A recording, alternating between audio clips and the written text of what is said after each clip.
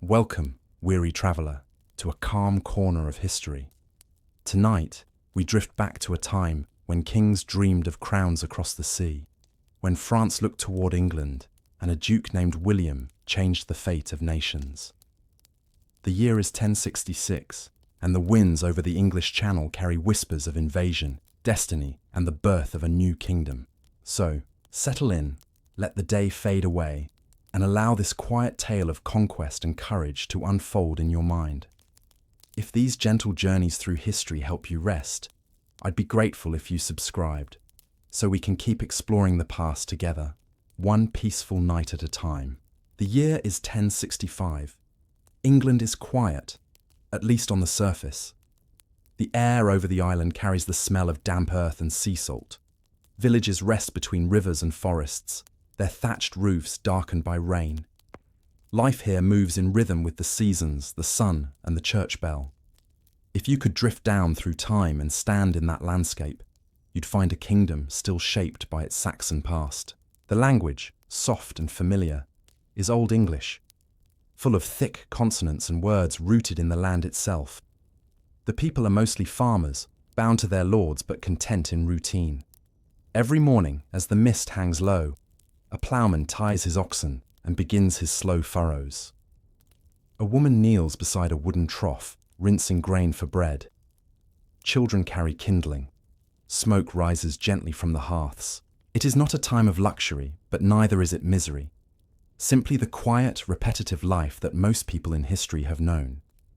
England in 1065 is ruled by King Edward, called the Confessor. He is a pious man, mild in speech, and deeply devoted to the church. Some say he spends more time in prayer than in politics. His court at Westminster is modest by continental standards, quieter than the lavish courts of France or Germany. Edward has ruled since 1042, nearly 20 years. He is childless, and that absence, though rarely spoken aloud, hangs over the realm like a low cloud. In an age where power must be inherited, a king without an heir is a question waiting for an answer. Edward's great project is the building of his new church at Westminster, an enormous stone abbey unlike any in England. Its tall arches and carved columns mark the coming of Norman influence, already seeping into English life. Stonemasons from across the Channel carve each block patiently. The king visits often, walking slowly with his attendants, offering quiet blessings. But beyond the abbey's rising walls, politics stirs restlessly. The most powerful man in England, besides the king himself, is Harold Godwinson, Earl of Wessex. Tall, confident, and shrewd, Harold is both warrior and statesman. His family, the Godwins, have built their power through marriage, land, and sheer determination. The balance between the saintly king and the worldly earl defines the final year of peace. Edward trusts Harold, mostly, but not all of England does.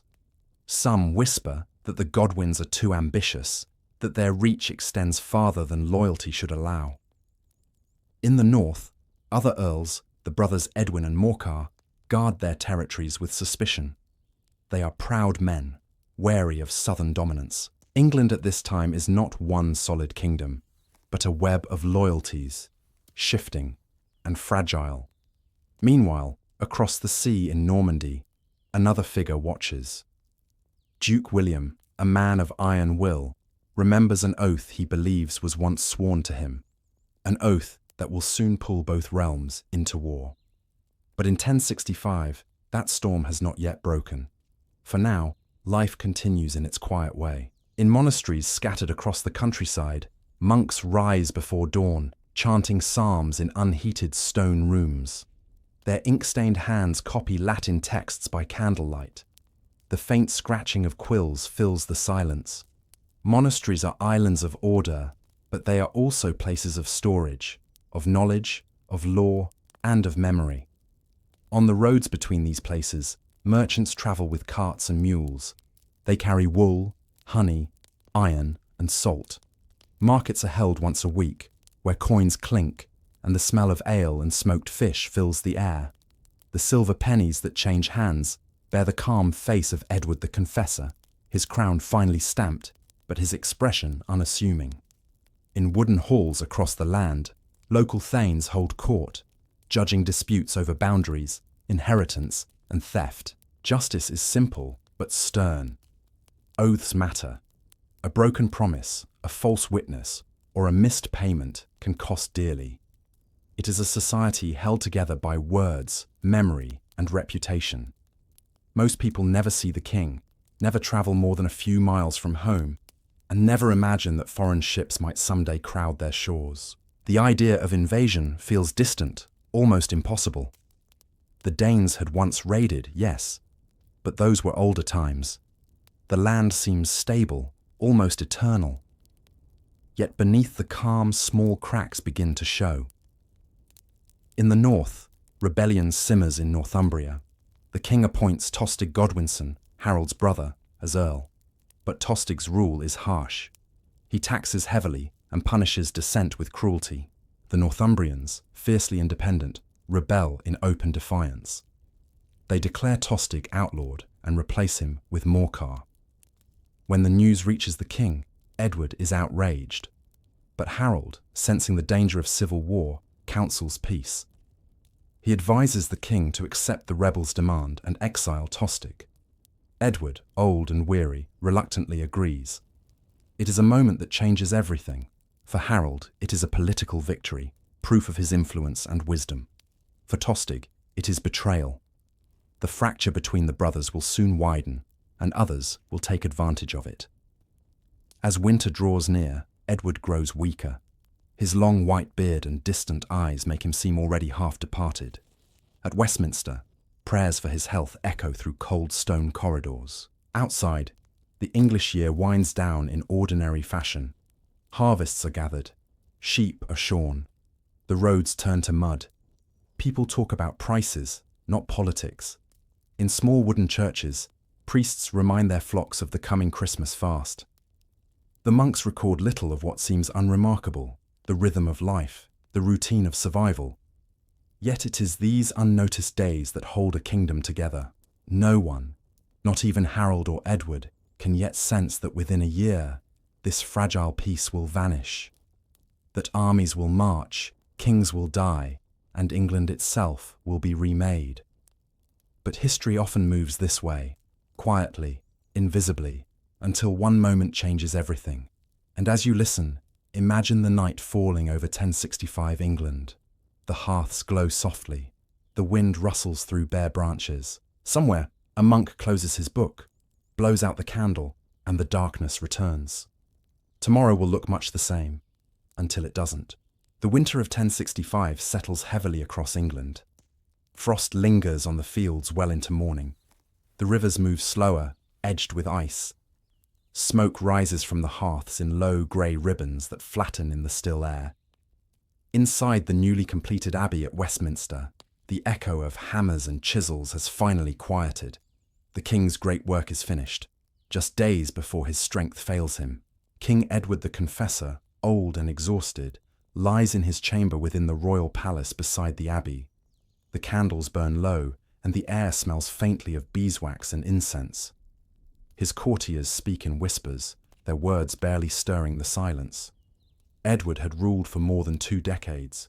To many, he seemed less a ruler than a holy man who had somehow been placed upon a throne. He loved the ceremony of the church more than the affairs of state. His eyes, pale and distant, always seemed fixed on heaven rather than on the politics of his nobles. In his youth, Edward had spent many years in exile, in Normandy, among the Normans who had sheltered him when the Danes ruled England. He spoke their language fluently and admired their order and piety. When he returned to rule England in 1042, he brought with him Norman habits, Norman advisors, and a quiet fondness for the customs across the Channel. That connection would outlive him. By the final days of 1065, the king's health has declined sharply. He drifts between sleep and waking, attended by priests and his queen, Edith Godwinson, Harold's sister. She is devoted, though her marriage to Edward has always been more symbolic than affectionate. They have no children. The line ends here. Around them, the kingdom waits uneasily. When a ruler without an heir begins to fade, the air grows thick with silence and calculation. The powerful men of England, the great earls and bishops, begin to think ahead.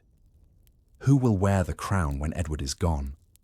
Who will hold the realm together when his gentle hand is no longer on the sceptre? By tradition, the next king would be chosen by the Witenagemot, often shortened to the Witan, a council of England's most powerful nobles and churchmen. They gather, debate, and declare who will rule. But their choice is rarely simple. Power is never purely legal. It is also personal, born of strength and loyalty. In this moment, one man stands above all others: Harold Godwinson, Earl of Wessex. Harold is everything Edward is not: decisive, pragmatic, commanding. He has fought in battle, negotiated treaties, and held the loyalty of the southern shires for years. Many see him as the natural successor. He is English to the core, known by the people, and respected even by those who resent his influence. But across the sea, another man believes the crown is his by promise: Duke William of Normandy. William claims that years earlier, Harold had sworn an oath to support William's claim to the English throne. The story, preserved in Norman accounts, tells that Harold once visited Normandy, was treated honourably, and then, before sacred relics, pledged to help William succeed Edward. If that story is true, and many still debate it, then Harold Eyre's next actions will change history. In early January of 1066, the king's condition worsens. The Great Hall of Westminster fills with anxious whispers. Edward's breathing is shallow. His mind wanders.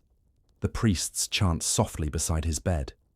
Harold, the Queen, and the Archbishop of Canterbury stand near. For centuries afterward, chroniclers would debate what was said in those final hours. Some claimed Edward pointed to Harold and gave him the crown. Others insisted he only spoke of peace and protection for his people. But on that dim winter day, what mattered most was the silence that followed, and the decision that would ripple across nations. On the night of January 5th, 1066, King Edward dies. The last of the ancient line of Cerdic, descendant of Saxon kings, stretching back to the 5th century, breathes his final breath. At dawn, the bells of Westminster toll across the Thames. London wakes to the sound of mourning, low, rhythmic, endless. Word spreads slowly through the city. The king is dead. But the kingdom cannot wait long for grief. Before the body is even buried, the Witan gathers. In the great hall, beneath the beams blackened by candle smoke, the earls and bishops deliberate. Time is short, and the threat of uncertainty looms. There is no child to inherit the crown, no clear heir in the bloodline. The land must not fall into chaos.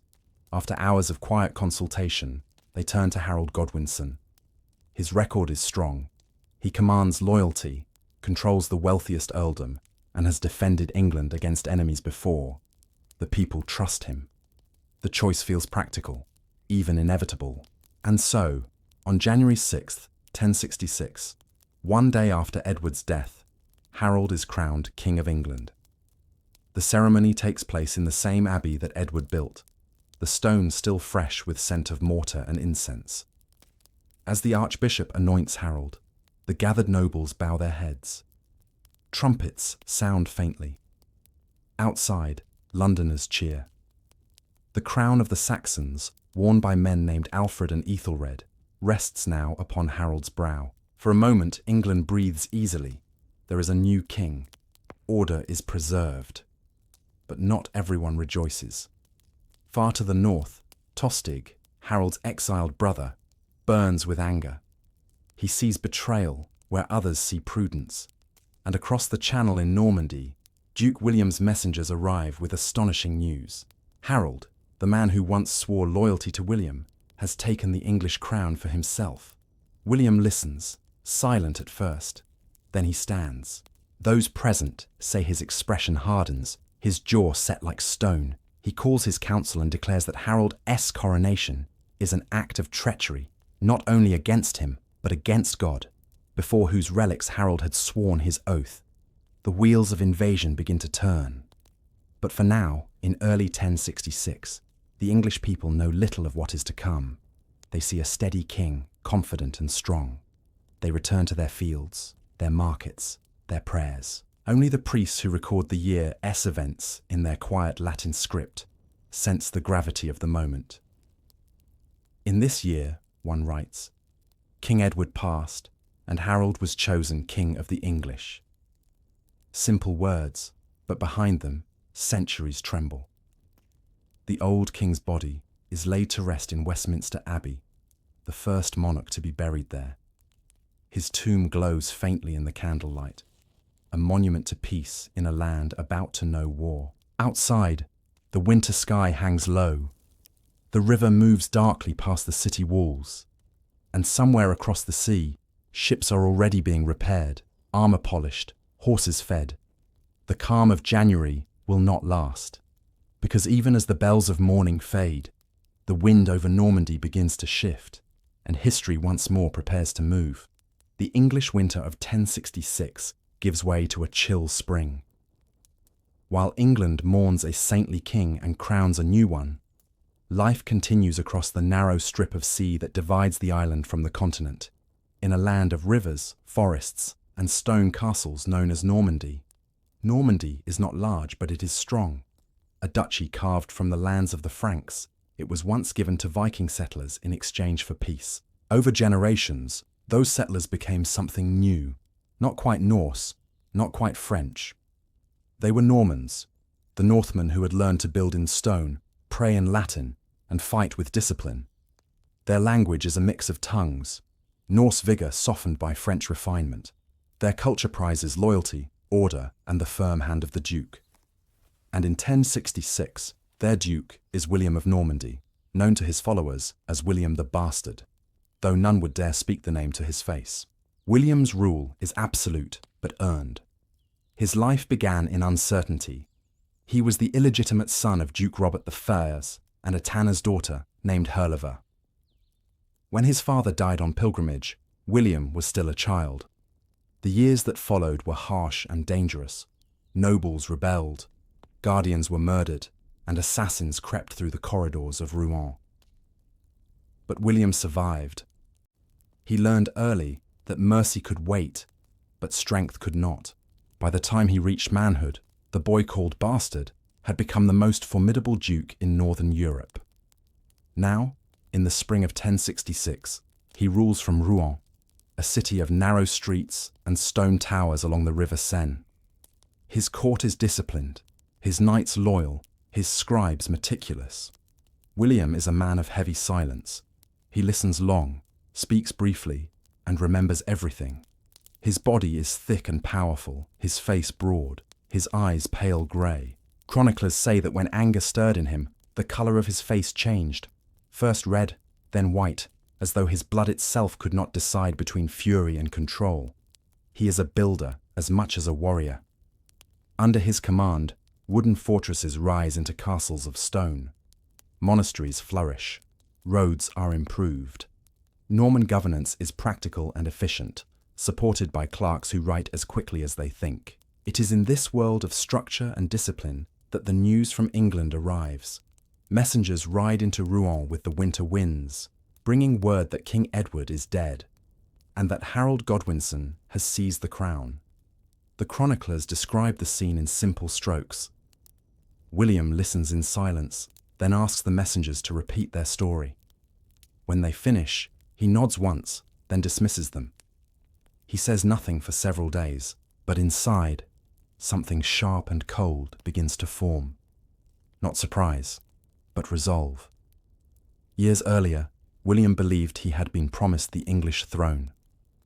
Edward, while in exile, had once spoken of gratitude toward Normandy, and perhaps even hinted that William might succeed him. Harold, visiting Normandy in 1064, had seemingly confirmed that promise with an oath, swearing upon sacred relics to support William Ness' claim. Whether that oath was freely given or cleverly taken is still debated, but to William, it is sacred. To break an oath before God is to invite divine judgment. To let such betrayal pass is to admit weakness, and William is not a weak man. He summons his council, bishops, barons, and knights. The The great hall of Rouen fills with torchlight and murmurs. The Duke stands before them and declares his intention. Harold has broken faith, seized the crown unlawfully, and defied both God and rightful order. Norman chroniclers say the barons hesitate at first. England is rich but distant, well defended and uncertain.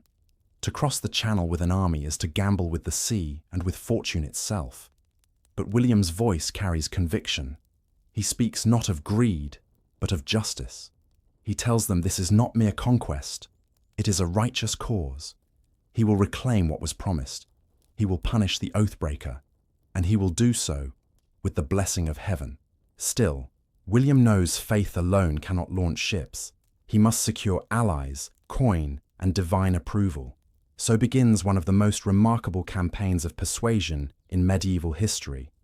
Messengers are sent to the Pope in Rome, bearing William's case, that Harold has sworn falsely upon holy relics, that God's law demands correction, and that William seeks only what is right. Months pass before the answer arrives. But when it comes, it changes everything. The Pope, moved by William's argument, grants him his blessing. A banner bearing the sign of the cross is sent from Rome, the papal banner, symbol of divine sanction.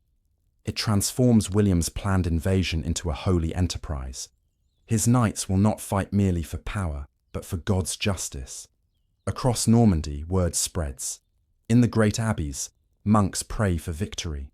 In villages, men sharpen their blades and repair their armor. Shipwrights begin to hammer planks and shape keels along the coast. The Duke's stewards draw up lists. How many horses? How much grain? How many arrows? The preparation is vast and meticulous, but behind every number is a human face. In the forges of Caen, the heat is constant. Blacksmiths beat iron into nails, hinges, and sword rivets. Sparks rise and fade like tiny comets. In the harbours, carpenters work day and night, bending oak into hulls.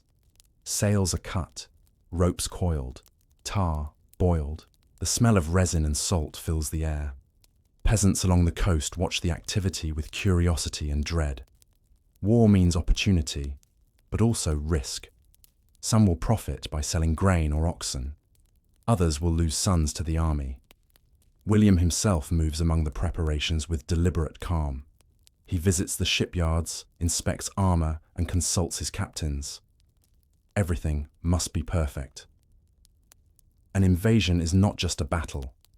It is a test of endurance against sea, wind, and chance. At night, the Duke prays in the chapel of Rouen.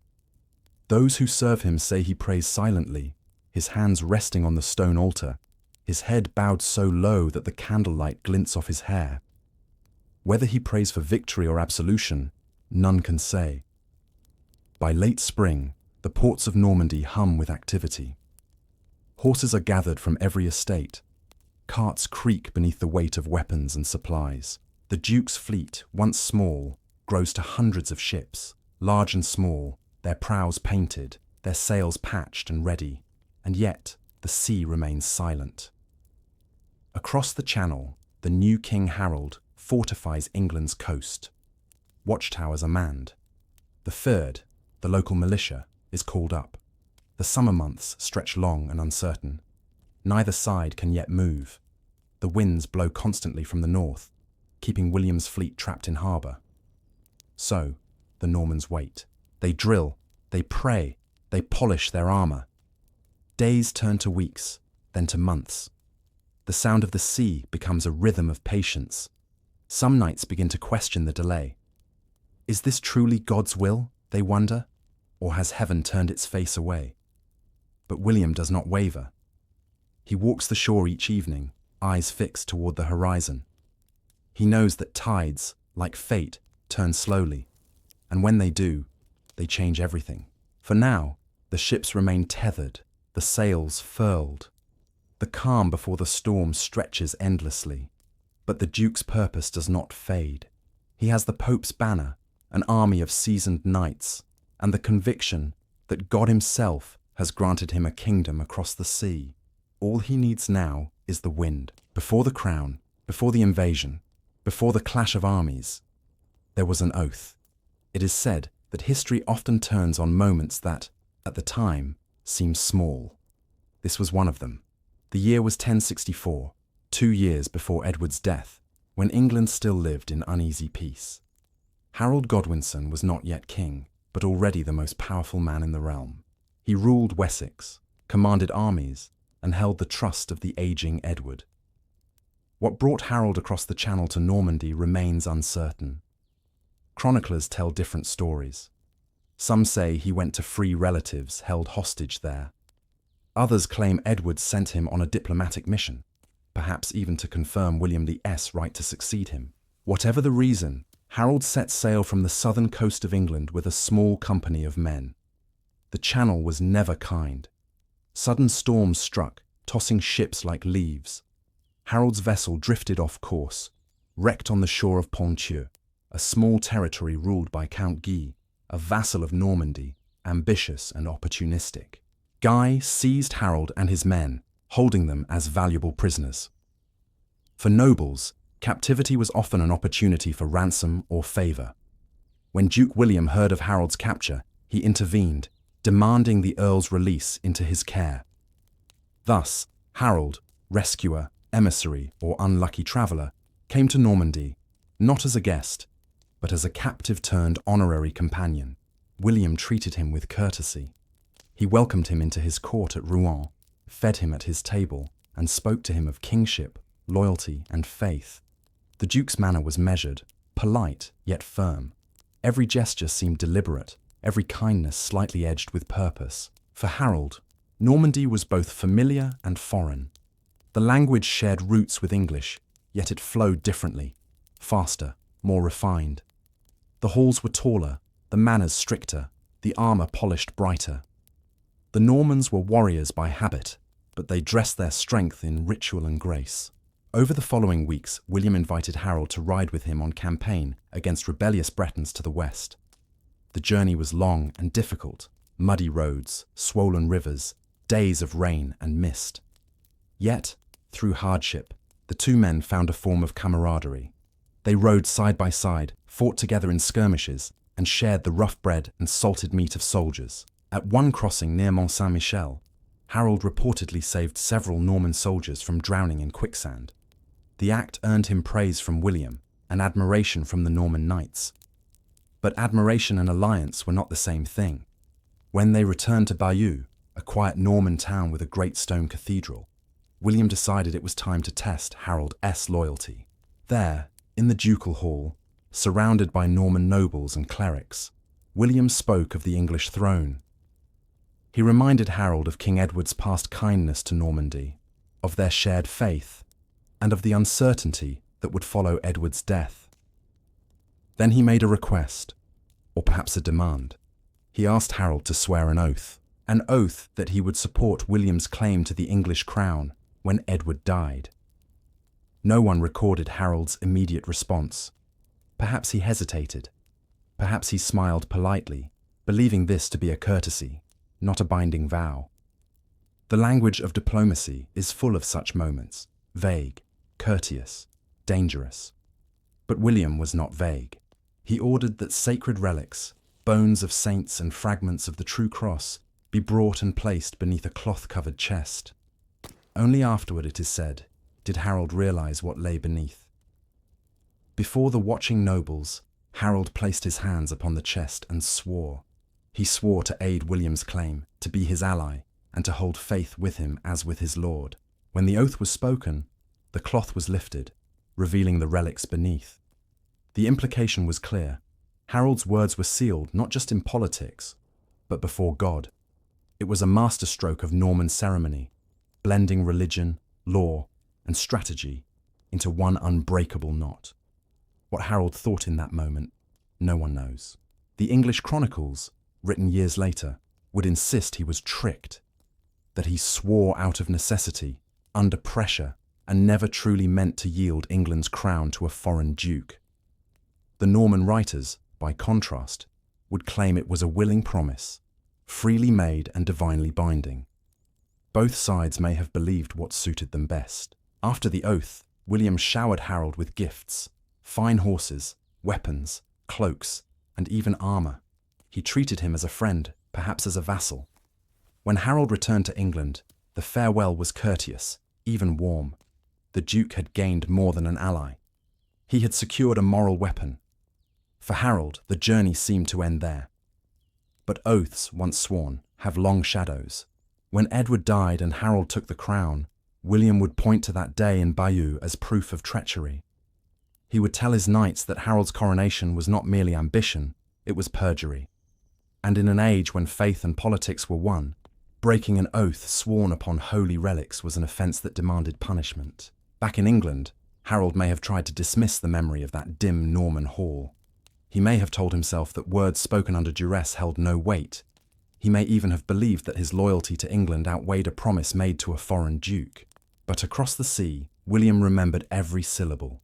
To him, that oath was not just a conversation, it was a covenant. And covenants, once broken, invite both vengeance and destiny.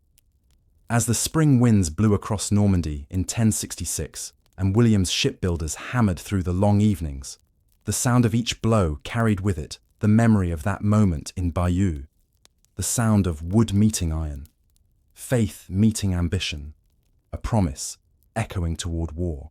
When King Edward the Confessor died on the 5th day of January in the year 1066, the bells of Westminster tolled softly over London. The sound rolled through the mist and the narrow lanes, past the timbered houses and over the river's slow current. Edward had been England's ruler for 24 years, a quiet, pious man whose court favoured prayer over war and whose reign had seen both peace and uncertainty. He had left no heir, no clear successor, only whispers, memories, and competing promises. That night, in the royal hall, the great men of England gathered in uneasy silence. The Witan, the council of nobles and churchmen, was faced with the question no one had wanted to ask, while Edward still breathed. Who now shall wear the crown? 3 names, perhaps, were spoken more than any others. Harold Godwinson, the great Earl of Wessex, the man who had defended the coasts, held the armies, and carried England's burdens for years. William of Normandy, distant, foreign, but with a claim supported by that oath across the Channel.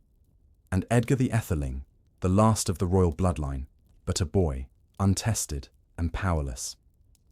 The decision did not take long. The council turned to Harold. He was English-born, strong, capable and present. They declared him king. The next morning, January 6th, 1066, Harold was crowned at Westminster Abbey, the same abbey Edward had completed only days before his death. The air was thick with incense and candle smoke. Bishops spoke solemn words in Latin, the old hymns echoing under stone arches. The ceremony followed old customs. A golden crown placed upon his head, a jewelled sword handed to him as a symbol of justice, the anointing with holy oil marking his divine right to rule. The gathered nobles shouted acclamations. "God save King Harold!" Outside, the people rejoiced. To most, Harold was no usurper, but a protector, a man of their own land, a warrior who knew their fields, their tongue, their fears. England, weary of foreign influence and Norman ambitions, found comfort in a king who was, unmistakably, English. But across the Channel, in Normandy, the news fell like a spark into dry grass. When word reached Duke William that Harold had taken the crown, he was, according to chroniclers, silent at first. He listened, nodded, and withdrew from his council. Then, slowly, he began to plan. He sent messengers to Rome, bearing gifts and arguments, claiming Harold had broken a sacred oath, one sworn upon holy relics.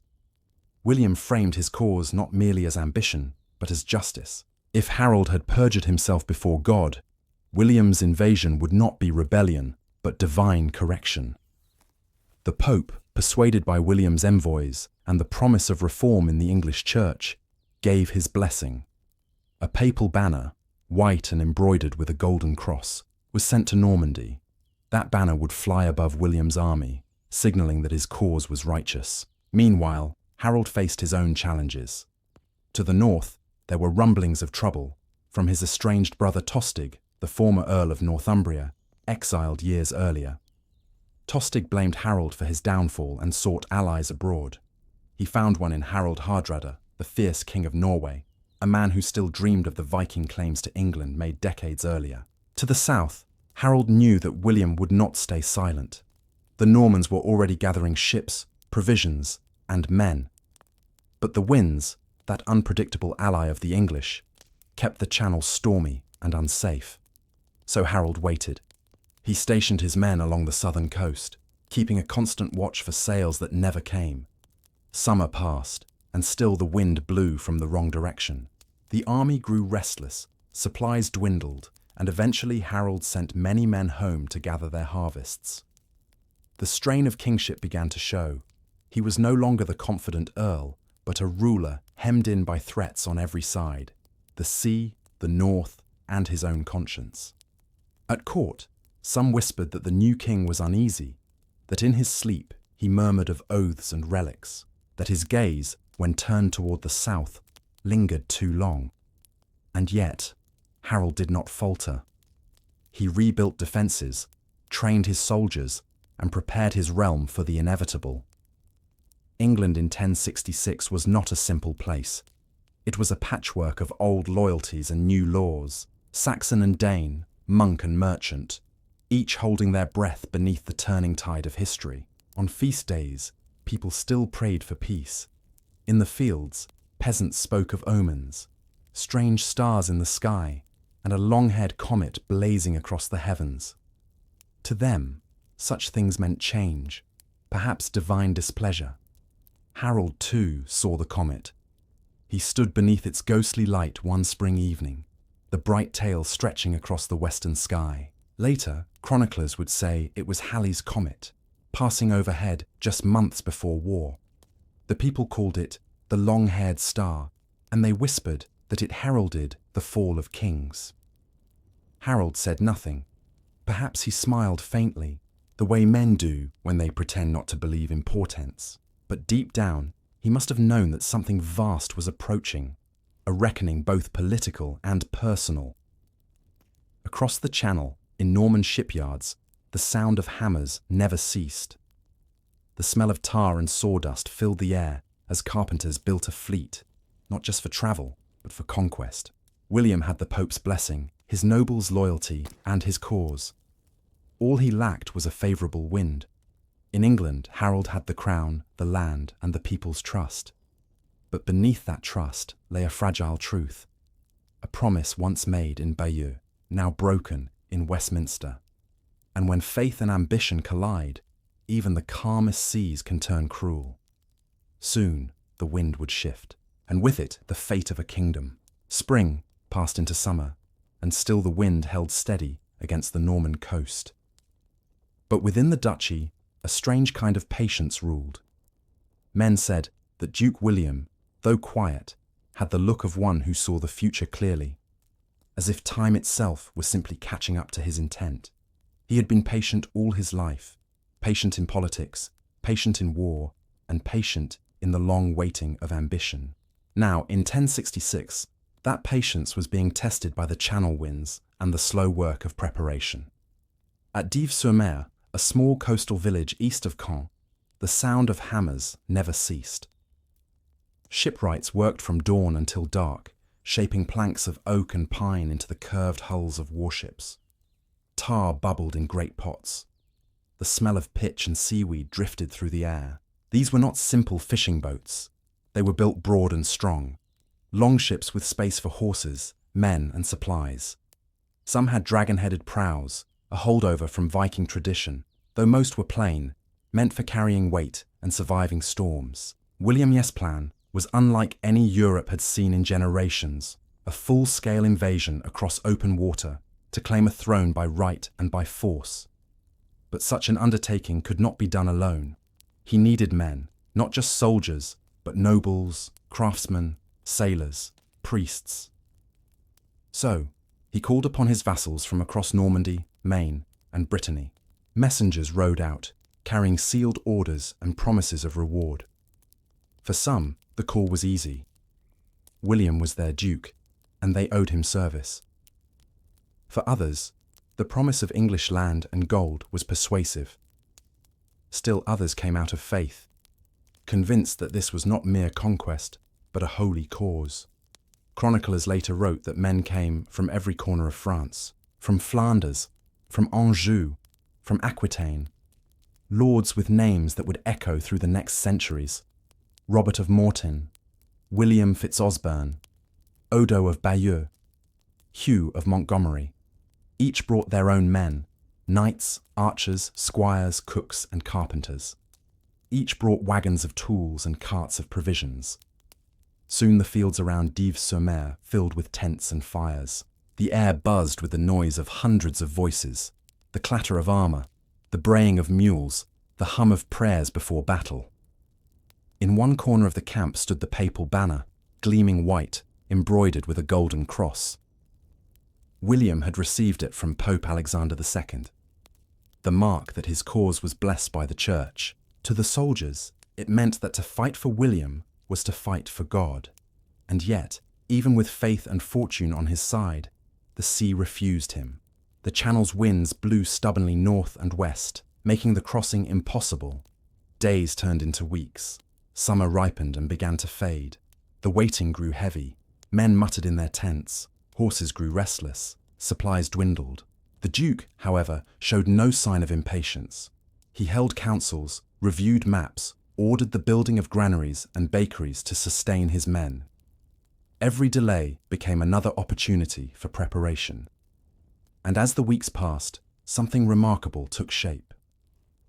At Saint-Valery-sur-Somme, where the Seine opened into the sea, William's entire host gathered, perhaps 700 ships, some say more. Thousands of men and animals lined the shores.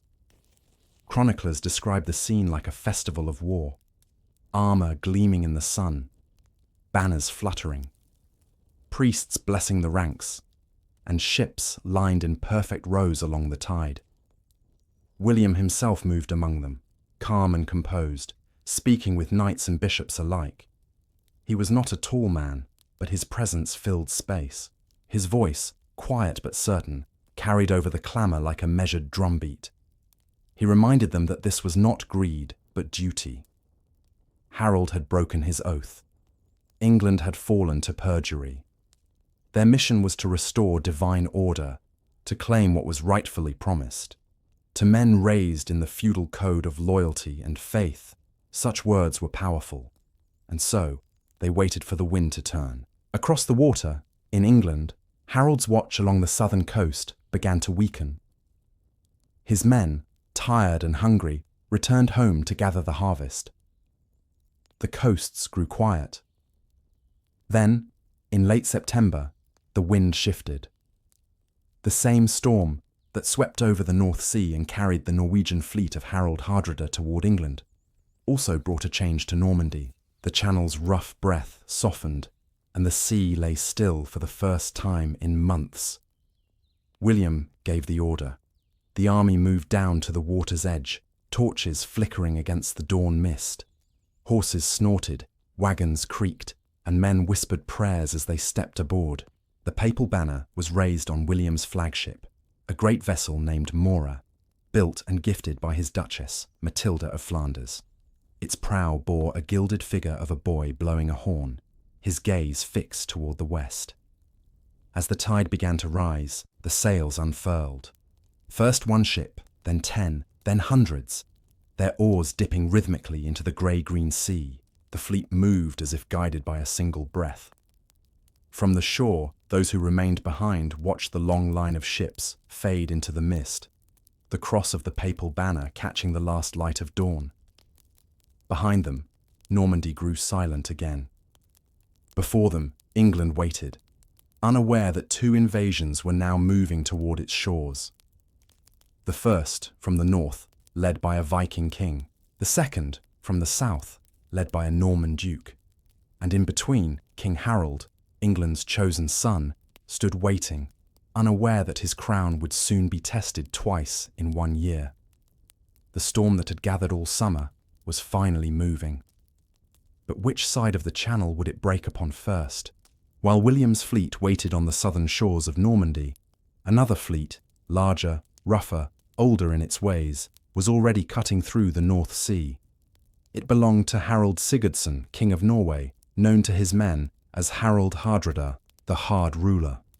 Hardrada was no ordinary monarch. He was born in battle, shaped by exile, and tempered in conquest. As a young man, he had fought at Stiklestad beside his half-brother, Saint Olaf. Defeated and driven into exile, he had wandered through the courts of Kievan Rus, and then into the vast Byzantine Empire. There, he served as a mercenary in the Varangian Guard, fighting under the walls of Constantinople, in Sicily, and in the deserts of the Holy Land. He returned home rich, scarred, and unbent, a man who had seen half the known world and bowed to none. By 1066, Hardrada was past 50, broad-shouldered, iron-grey, and unyielding. He had ruled Norway for nearly 20 years, and his restless ambition still burned bright. When Tostig Godwinson, the exiled brother of England's king, came to him with promises of support and vengeance, Hardrada listened. Tostig told him that England was divided, that the northern earls would rise against Harold if given the chance. He painted the island as ripe for the taking, its new king distracted by threats from the south. To Hardrada, this was more than opportunity, it was destiny. The old Viking claim to England, dating back to Nut the Great, had never been fully extinguished. He would reclaim it now, not as a raider, but as a ruler. And so, in the late summer of 1066, he gathered his fleet. They say it numbered over 300 ships, filled with warriors from Norway, the Orkneys, and Scotland, men hardened by cold seas and long wars. Their longships, carved with dragon heads and runes, cut through the grey waves like dark arrows. The sound of their approach carried before them the low thud of oars, the creak of wood, the cry of gulls circling overhead. They landed first in the north of England, at the mouth of the Humber River, and began to burn and raid the coast. The northern earls, Edwin and Morcar, gathered their forces to resist them, meeting the invaders at Fulford, near York. It was the 20th of September, 1066. The English shield wall held for a time, but Hardrada's veterans were relentless. They pressed forward, broke the line, and drove the defenders into retreat. York, the great city of the north, soon yielded. Hardrada entered triumphantly, believing the conquest had already begun. The city agreed to supply hostages and provisions. The Norwegian king ordered his army to camp east of York, near a place called Stamford Bridge, where they would rest and await the surrender of more towns. The air was warm for September. Many of the Vikings laid aside their mail shirts and helmets, leaving them behind with the ships. It was to be a day of negotiation, not battle. But far to the south, news travelled faster than they expected. King Harold had received word of the invasion. He had only just dismissed his coastal army, weary from months of watch, when messengers brought the news of York's fall.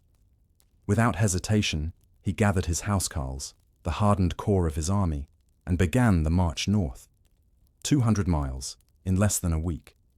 Day and night they moved, through rain, through mud, through exhaustion. Few armies in history have ever moved faster on foot. By the morning of September 25th, Harold's men reached the outskirts of York. The Vikings, unarmoured and unsuspecting, were encamped along the Derwent River. From the hilltops, the English army descended like a shadow. At first, the Norwegians mistook them for local troops bringing hostages, as agreed.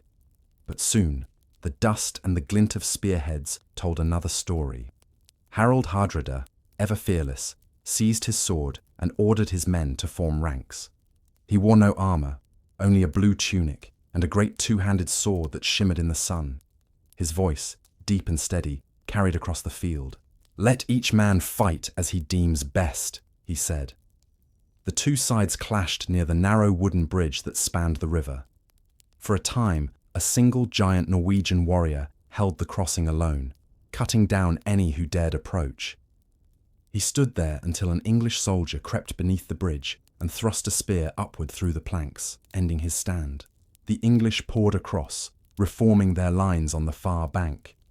The battle that followed was fierce and intimate, shield meeting shield, swords clanging against mail.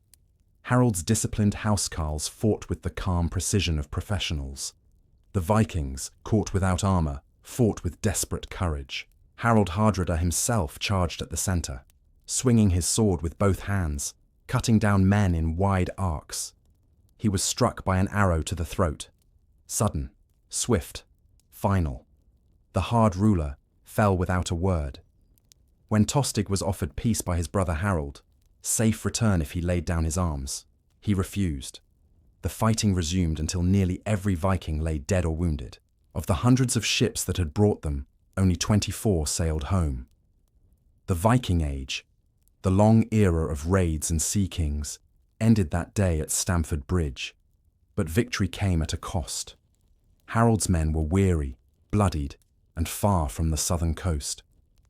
As they buried the dead and tended the wounded, word came again, this time from the south.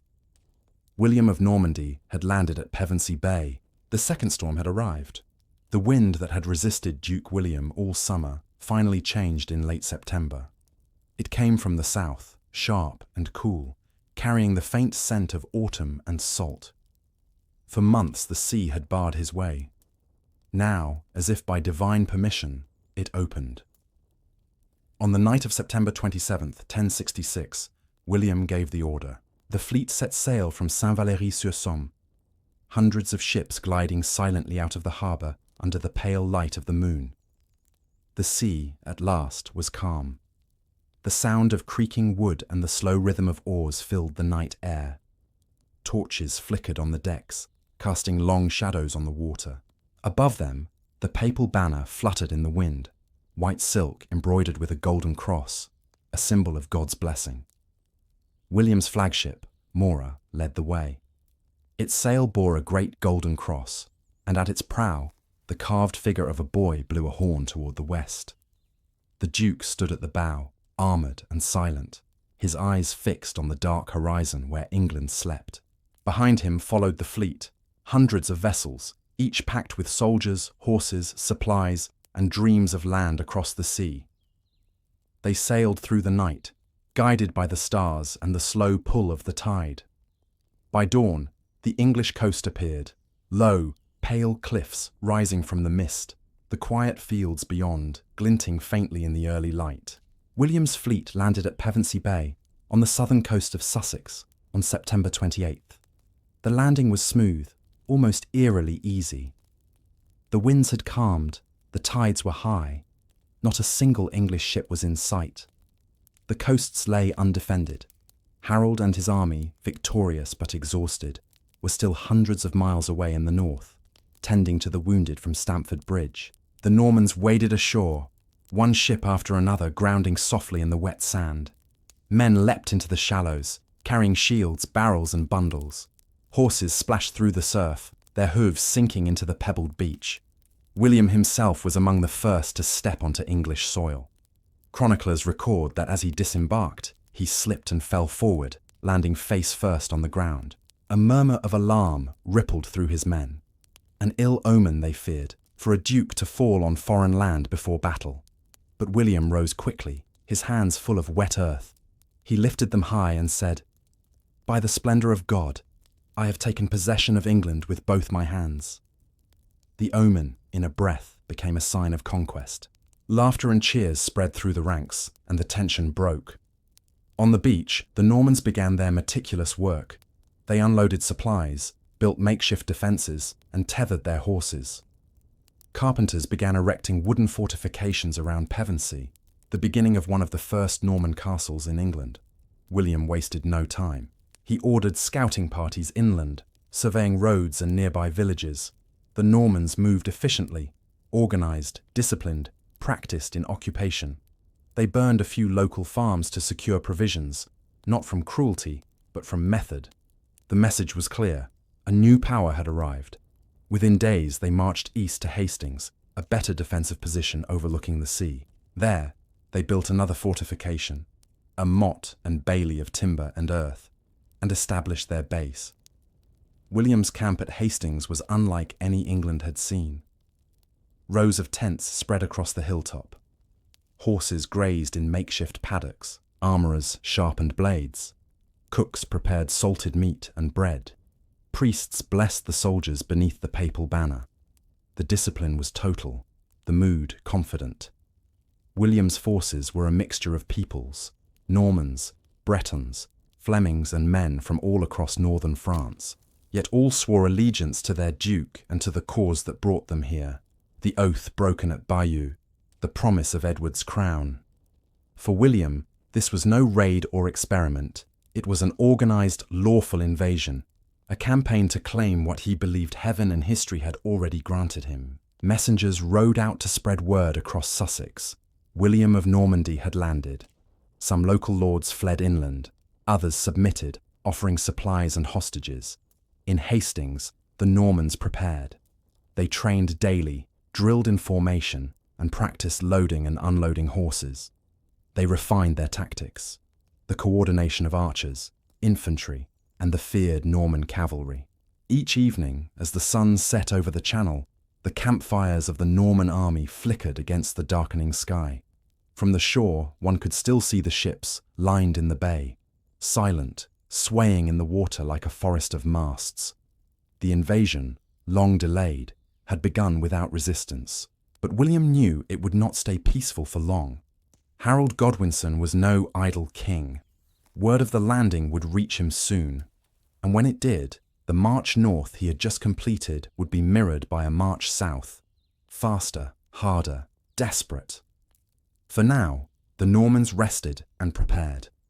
The tide came and went, the days shortening, the air growing colder. Somewhere in the distance, the faint cry of seabirds echoed over the empty fields. The conquest had begun quietly, not with a battle cry, but with the sound of waves lapping on the shore and the first wooden stakes of a Norman castle being driven into English soil. But silence is only the breath before the storm. And somewhere, far to the north, Harold had just received the news. In the north, the air still smelled of smoke and steel. The fields around Stamford Bridge were littered with the remains of battle, the broken shields, the splintered spears, and the still bodies of men who had fought under the last great Viking banner. It was September 25th, 1066, when Harold Godwinson's army triumphed over Harold Hardrada and Tostig, his own brother turned traitor. The victory was complete, but costly. The English king had fought 2 battles in less than a week, one at Fulford, near York, and another at Stamford Bridge. His men were weary, their numbers thinned, their limbs heavy with fatigue. The northern wind carried the scent of blood and the sigh of the dead.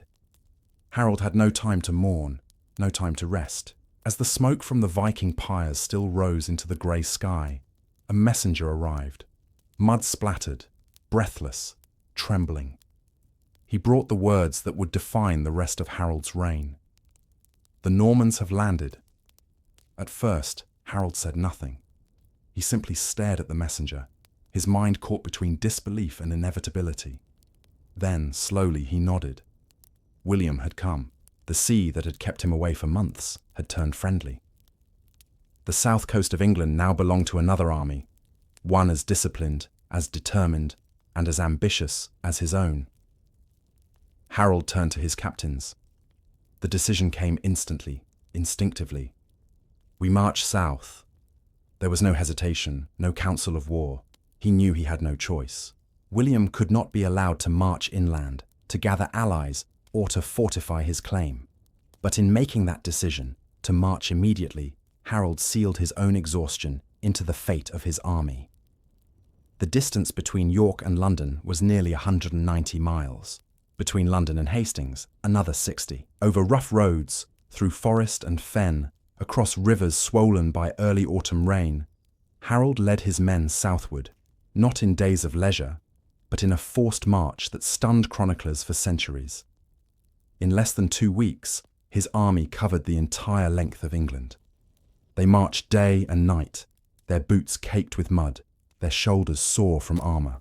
Many were the same men who had fought at Stamford Bridge, wounded, limping, their faces drawn with fatigue. Along the way, they gathered reinforcements, the feared, local militias from shires and villages, men who left their fields and families to defend their king. They joined willingly, but the weariness spread like fever. When Harold reached London, the city's bells rang out in alarm. The news of William's landing had already reached the capital. Rumours swirled, of strange new armour, of horsemen from across the sea, of a banner said to have come from the Pope himself. In London, Harold paused just long enough to gather more troops, summon his housecarls, and plan his next move. Many of his advisers urged caution. They begged him to wait, to rest his men, to call for the northern earls, to gather a full force before facing William. But Harold was not a man of patience. He had fought too many wars, seen too many betrayals. To delay was to invite disaster. "Every day we wait," he said, "he grows stronger." He had beaten the Norwegians with speed and surprise. He believed he could do the same again. And so, once more, the king set out, south toward the coast, toward Hastings. The journey took its toll. Men stumbled and fell behind. Supplies ran thin. The roads turned to mud. But still, they pressed on. When they reached the Weald of Kent, the rolling green hills and thick woods of southern England, the army was spent. They made camp, not far from the Norman position, in a place called Senlac Hill. There, the English took their stand. They dug in, formed shield walls, and waited. The fields were quiet, the air still heavy with the scent of pine and damp earth. Below them, in the distance, the smoke from William's campfires rose over the hills. The two armies, two visions of England, were now only miles apart. William rested, confident and prepared. Harold waited, weary and determined. Neither could retreat. In the silence of that October night, the men of both camps lay awake, listening to the soft sounds of wind through the trees, the creak of armor, the quiet prayers of soldiers who knew dawn might bring their last sunrise. The next morning, October 14th, 1066, the question of England's crown would be decided, not by birth or by oath, but by battle. The morning of October 14th, 1066, dawned grey and windless. Mist clung to the fields of Senlac Hill, blurring the edges of men and trees alike, as if the earth itself hesitated to reveal what was coming. Harold Godwinson's men stirred in silence, weary, hungry, but resolute. They formed ranks along the ridge, the heart of their defence, a solid shield wall, the time-honoured English formation, shoulder to shoulder. Each man's round shield overlapped the next, forming a wooden barrier that had turned aside Viking axes and Welsh spears alike. There were few horses among them. Most were infantry, farmers, craftsmen, and veterans alike, standing beneath banners that fluttered faintly in the cool air. At the centre, near his golden dragon standard, stood Harold himself, the last crowned Saxon king of England. He had taken his position on the high ground, a tactical advantage that might offset his fatigue and numbers. Below him, in the valley, William of Normandy arranged his own host. The Normans were unlike any army England had faced. They came in 3 divisions, Bretons on the left, Normans in the centre, and French and Flemish allies on the right. Mounted knights in chainmail gleamed through the haze, their lances raised like a forest of steel. Behind them, archers prepared their bows, the first true wave of a new kind of warfare. William himself sat astride a warhorse, a tall, broad-shouldered stallion, his armour polished, his banner of the papal blessing unfurled. The wind caught the white cloth embroidered with a golden cross. He raised his sword high. And with that motion, calm, deliberate, the future of England began to shift. The first arrows flew. They hissed through the air like whispers, rising and falling in arcs that glittered briefly in the dim light. But the English shields held firm. The arrows clattered harmlessly against the wooden wall, lodging in shields and bouncing into the grass. Then the Norman infantry advanced, disciplined, shouting in French and Breton, climbing the hill under the weight of armour. They met the shield wall with a crash that rolled across the valley like thunder. The English axes came down with brutal precision. Norman shields splintered. Men fell back, slipping in the mud, pulled down by their wounded. The first assault broke. William's line wavered. Rumour spread. The Duke was dead. For a moment, panic rippled through the Norman ranks. Some began to flee downhill, but William was not dead. He had been thrown from his horse. Rising from the ground, he lifted his helmet to show his face, proof that the Duke still lived. "Look at me," he shouted. "I live, and with God's help I shall conquer." He rallied his men, his voice carrying over the din of battle. Then, seizing the moment, he turned retreat into strategy. He ordered a feigned flight, a deliberate false retreat. The English, seeing their enemies flee, broke discipline. Men from the lower ranks chased after the retreating Normans, abandoning the safety of the shield wall. That moment, that lapse, became fatal. The Norman cavalry wheeled suddenly and charged back. The pursuing English were cut down, surrounded and slaughtered in the open. This pattern repeated, again and again, through the long day. Each time, the shield wall thinned. Each time, William pressed the attack. By afternoon, both sides were exhausted. The battlefield was a mire of blood and broken shields. The hill ran slick with rain and sweat and earth. Then came the final assault. William ordered his archers to aim higher, not at the shields, but over them. The arrows fell in deadly arcs, striking the faces of men who had stood for hours unbroken. One arrow, if the old chroniclers can be trusted, struck King Harold himself, in the eye. He fell where he stood, surrounded by his bodyguard. The last Saxon king died beneath his banner, cut down by the sword and trampled beneath the feet of battle.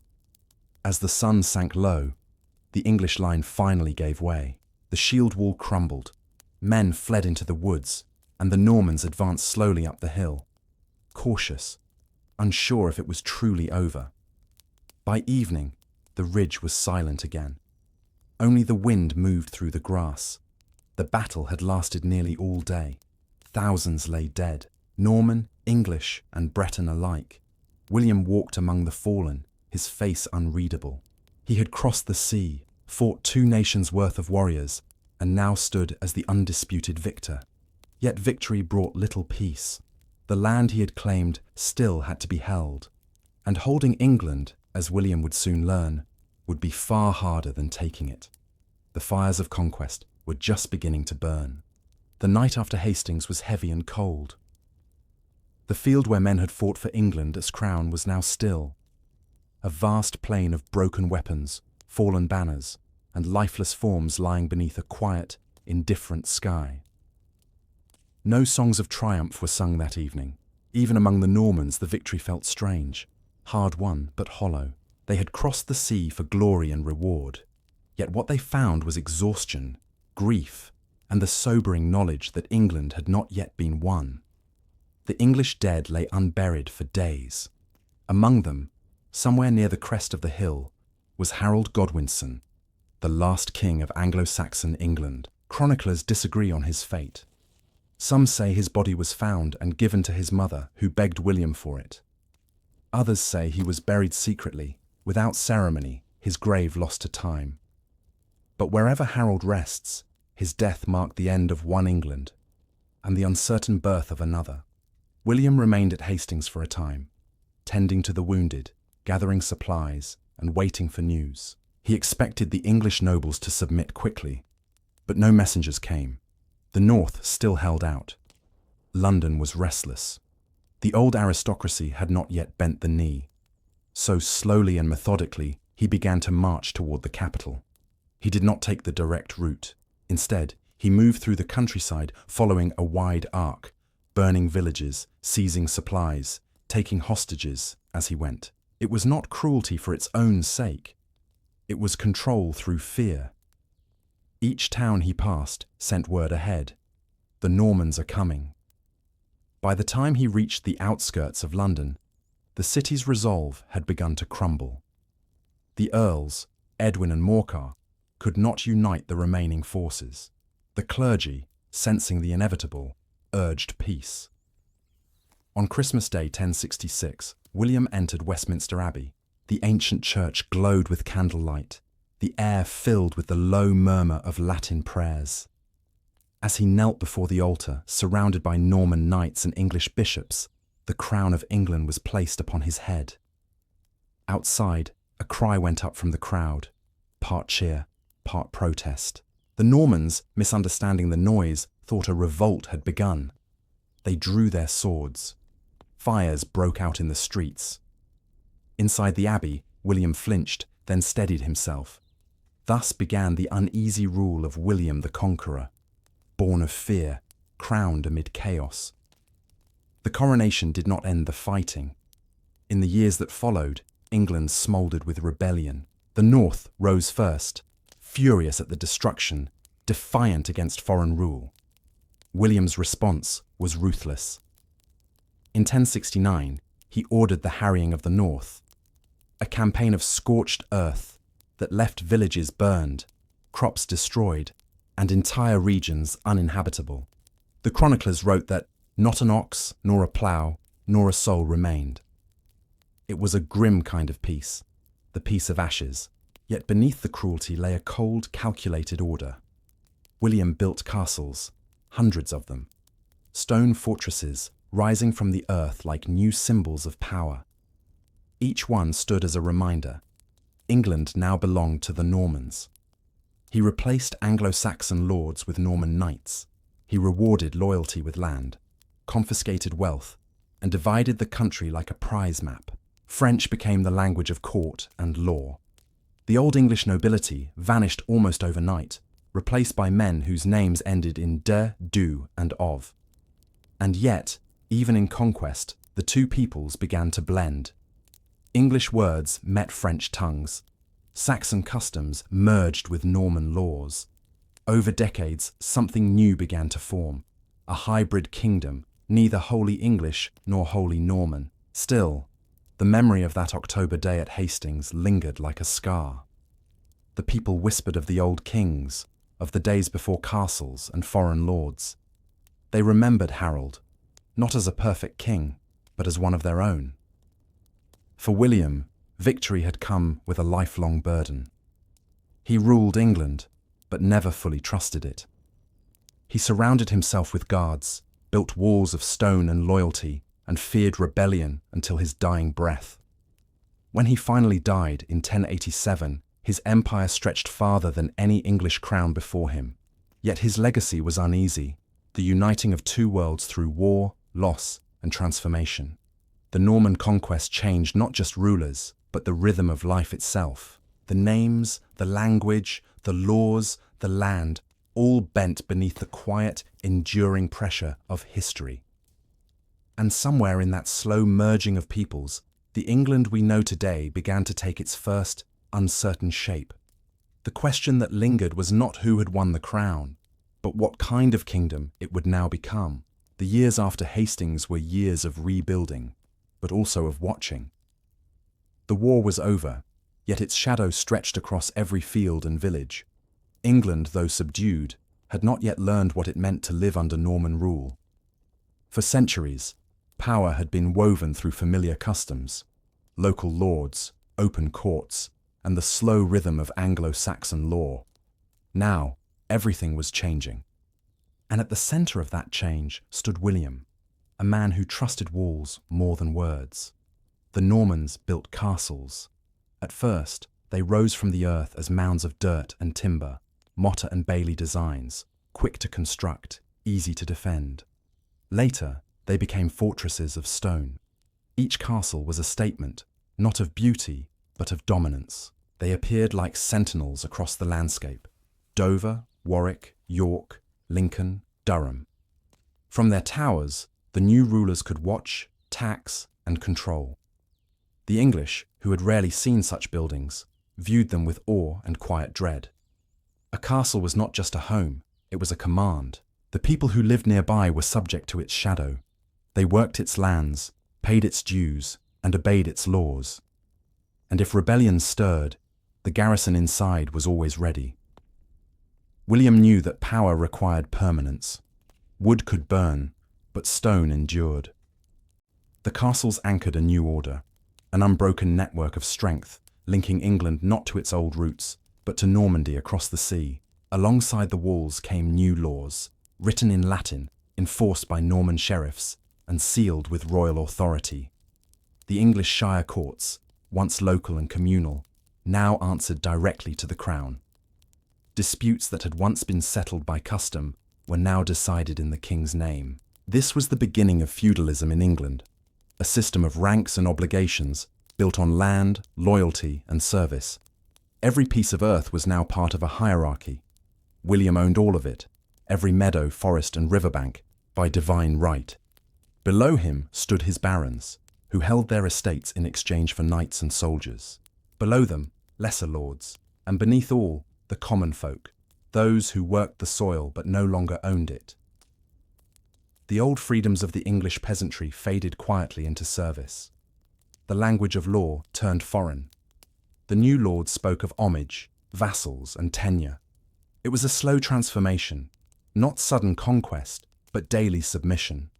And yet, life continued. Fields were ploughed, churches rebuilt, markets reopened. Children grew up under the new order, knowing no world before William's. The clergy, too, found themselves reshaped. The church became one of William's greatest instruments of rule.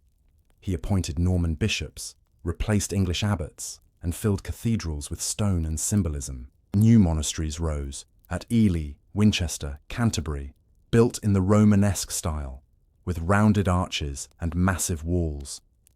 They were beautiful, but also practical, centers of record, administration, and control. Even faith had changed its tongue. Latin sermons replaced English ones. The Bible was read in words most villagers could not understand, and yet they still knelt, still prayed, still hoped, because faith outlasted rulers, as it always does. Still, there was one document, one grand work that captured the totality of William's control.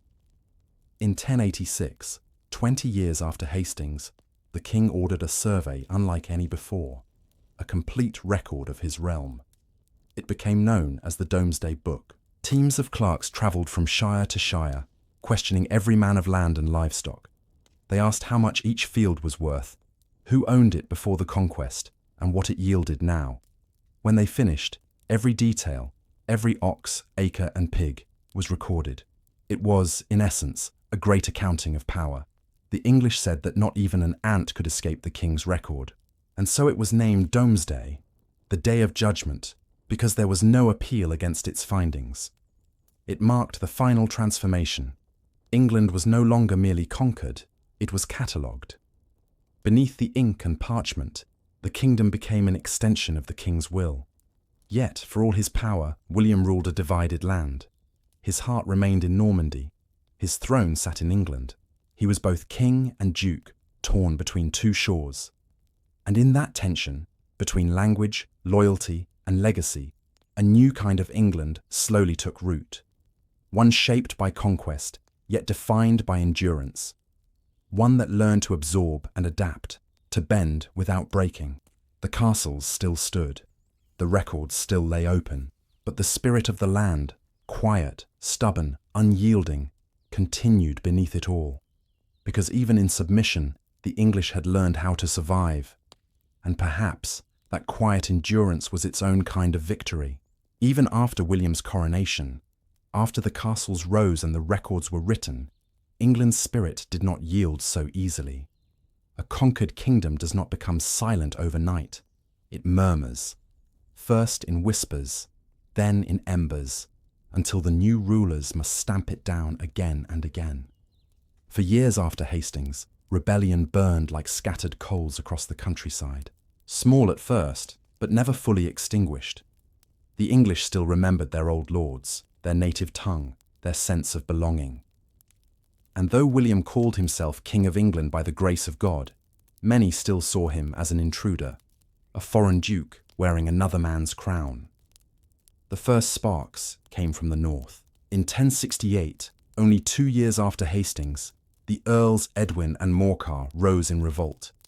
They had once pledged loyalty to William, even attended his coronation. But Norman taxes, new laws, and the arrogance of foreign officials had gone too far.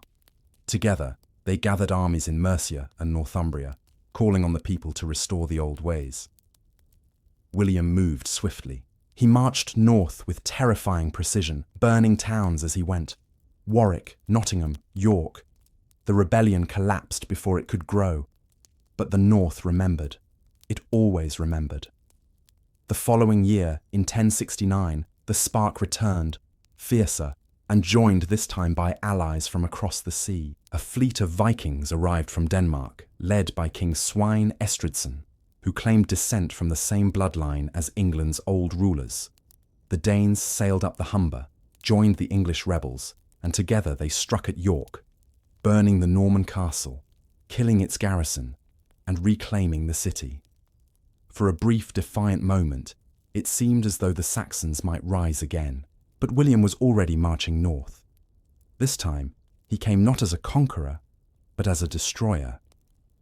What followed was one of the darkest episodes in England's early history, the harrying of the North.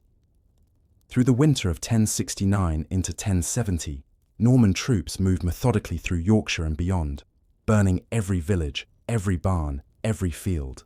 The chronicles tell of famine, of corpses left unburied, of entire communities erased. The monks at Worcester later wrote that the land north of the Humber lay desolate for 9 winters. It was not just punishment, it was erasure. William wanted no more uprisings, no more hope. He would rule through silence. Yet, even then, defiance flickered on. In the fens of East Anglia, a man named Edward the Wake led a band of outlaws against Norman forces. They made their refuge at Ely, a marsh-bound island of reeds and water, unreachable to horses, easy to defend.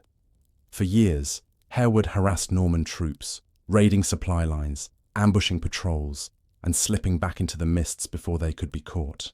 His name became legend, half truth, half myth, the symbol of a nation that refused to forget itself. William eventually crushed even this rebellion, sending boats across the marsh and storming Ely's walls. Hereward vanished from the records, perhaps dead, perhaps hidden. But the story of his resistance endured, whispered through generations as the last stand of free England. There were smaller risings too, brief, fierce moments of protest. At Exeter, where William's own half-brother, the Earl of Cornwall, faced rebellion from the townsfolk. In the Welsh marches, where border lords resisted Norman intrusion. Even in London, where resentment lingered behind the city's new stone gates. Each rebellion failed, but together they revealed something deeper, that conquest had not erased identity. The English adapted. They learned the language of their conquerors, served in their courts, and even married into their ranks. But beneath the surface, they remembered. They carried their stories in quiet voices, in church songs, in the patterns of fields that no invader could truly change. The old and the new coexisted uneasily. Norman lords and English labourers, French priests and Saxon monks, castles beside timber villages. In time, their children would forget the boundaries. But in the years after conquest, those boundaries were still sharp, still raw. When William looked upon his kingdom, he saw stability. When the English looked upon him, they saw distance. 2 peoples, 1 crown, bound not by love, but by necessity. And though rebellion faded, the spirit of defiance did not vanish. It merely went quiet, buried, but not gone. Like a seed beneath winter soil, waiting for another season to rise again. When the fires of rebellion dimmed, and England lay subdued beneath its new crown, William turned to the work of remaking a kingdom, not by sword, but by structure. To rule was no longer enough. He needed to own England, every hill, every river, every grain of soil. The world before the conquest had been woven with ancient ties, earls and thanes bound to their kings by loyalty and land. But now, William replaced them all, with men who spoke his tongue, who came from across the sea, who owed their fortunes to him alone. He began with land. Where once Anglo-Saxon lords had held their estates for generations, their halls now stood under new banners. In the years after 1066, more than 4,000 English landholders were dispossessed. Their lands, their homes, their livelihoods were granted to Norman knights, bishops and barons who had fought beside William at Hastings.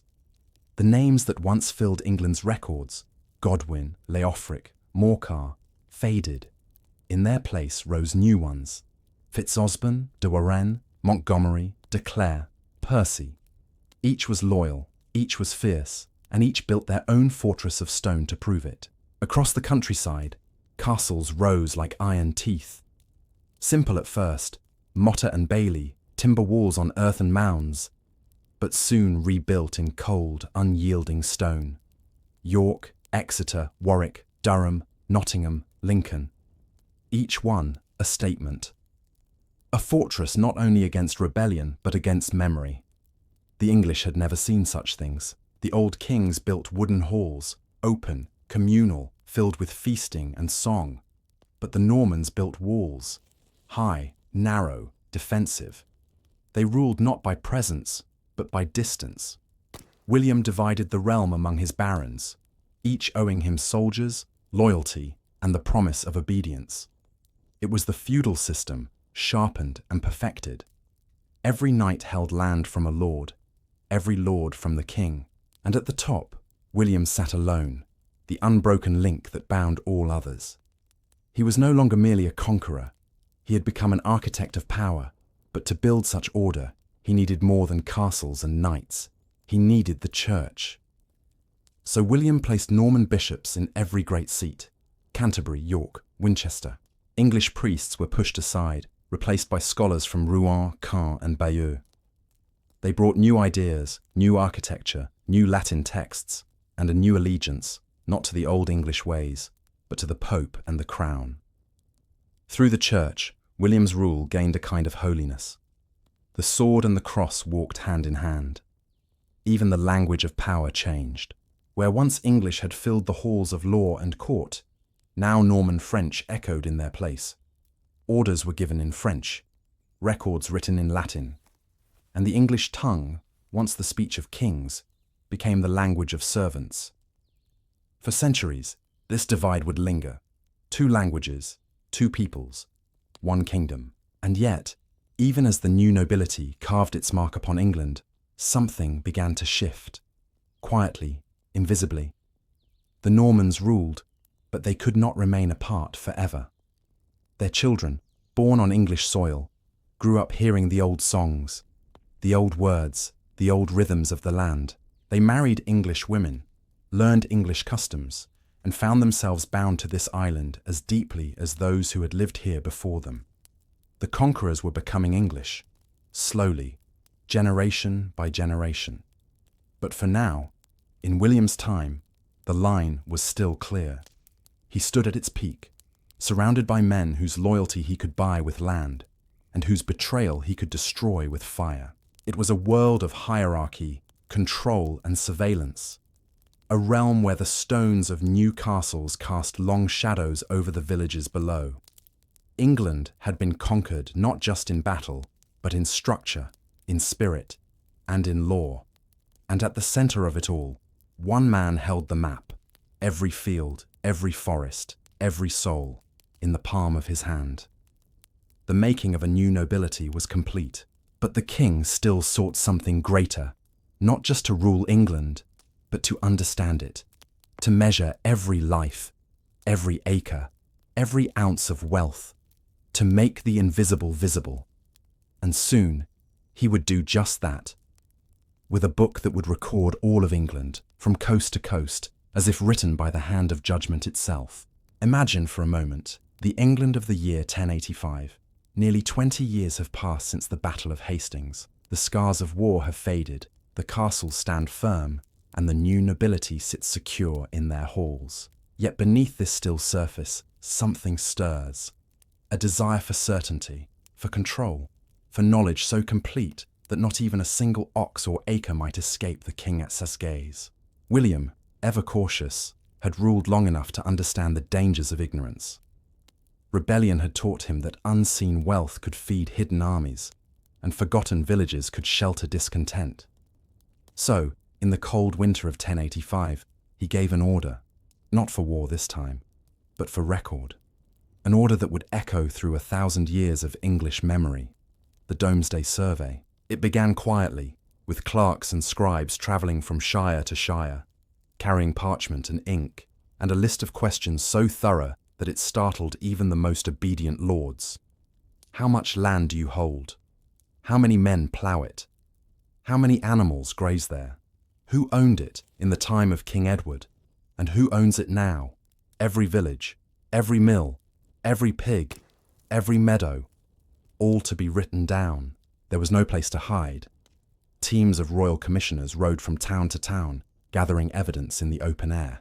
In village squares, free men and serfs alike were made to testify, their words recorded by men who wrote in Latin, a language few of them understood. To speak falsely was to invite royal wrath. To tell the truth was to have your life weighed and measured. By the time the work was done, England had been stripped bare, not in ruin, but in revelation. The result was a book unlike any before it. Bound in ink and vellum, it listed more than 13,000 places, describing who held them, what they were worth, and what they had been worth before the Conquest. The Domesday Book, as it would come to be called, was named not by William himself, but by those who lived in its shadow. For they said that its judgments were final, beyond appeal, like those on the Day of Judgment itself. It was, in essence, the first great census of England. But it was more than numbers, it was power written down. Through it, William saw the full measure of his realm. He knew which lands belonged to which lord, how much they owed him in soldiers, taxes, and loyalty. It made England visible, and, in doing so, controllable. For the people who lived beneath it, the Domesday Book was both awe and fear. A peasant might never see it, but he would feel its weight all the same. His field, his hut, his cattle, all counted, all belonging not to him, but to the king. For the new Norman lords, it was both proof and warning. Proof of their wealth, granted by conquest, and warning that the king watched everything. It is hard now to imagine the silence of those villages as the scribes wrote. The scratching of quills on parchment, the murmured names of fields, the counting of sheep, the careful noting of how much fish a millpond might yield. These were the sounds of empire, not of battle, but of order. And yet there is something deeply human in it too, because behind every number, every line of ink, there was a person, a farmer tending to his plot, a widow trying to hold on to her home, a priest guarding a small church built of timber and thatch.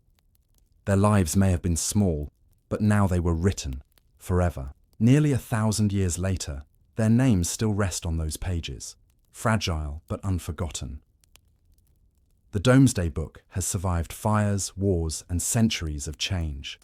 It sits still, in a quiet room in London, its Latin text brown with age, but its purpose still clear. The mark of one man is desire to know his world completely. It was the final act of William's conquest, not the taking of land, but the claiming of knowledge. For once a thing is written, it can no longer slip away. But as the ink dried, William himself began to fade. He had built an empire of stone and parchment, but his body was growing frail. The years of war, the weight of rule, and the burden of suspicion had taken their toll. The king who had crossed the sea and remade a nation now faced his final frontier, the limits of life itself. And so, as England's first great book of power was completed, its maker began his slow descent toward the end. The year is 1086. The great survey is nearly done, and England lies still beneath the weight of its king's gaze. But age has crept upon William, silent and certain. The conqueror who once rode through storm and battle now moves with care, each step measured, each breath drawn with effort. He has grown heavier over the years, burdened not only by the crown, but by his own body, thick with age, scarred from war, and weary from endless vigilance. He eats alone now, often in silence. The laughter of Rohan's court, the feasts of Normandy's youth, they are memories fading like candlelight. Yet still he rules, still he commands, and still he fears. For peace in England has not brought peace to his mind. Old rebellions have been crushed, but his sons have become the new danger. Robert, his eldest, proud, impulsive, and restless, had long grown tired of waiting for his inheritance. They had quarrelled, father and son, in bitter words and sharper silence. Robert wanted Normandy for his own. William, unwilling to let go, refused. So the son went to war against the father. The year 1079 saw the strangest of battles, fought not between enemies, but between blood. At Gerberoy in Normandy, William rode against his own child, and when they met on the field, Robert struck his father down, wounding him through the arm. The king's men pulled him to safety, but something deeper broke that day. Not bone, but trust. Though they would reconcile later, the wound never healed. In truth, it was not just the hurt of flesh, but the realization that even within his family, loyalty could not be commanded. By 1087, William's world had narrowed. He ruled a vast kingdom, yet he lived in solitude. Normandy, England, Maine. 3 lands, 3 crowns, 3 burdens. Each one restless, each one fragile. That summer, in a moment of old pride, he went to war once more. Not in glory, but in rage. The King of France, Philip V, had mocked him for his girth, saying the old conqueror had grown so fat that he could no longer ride. William's temper, always quick, flared bright again.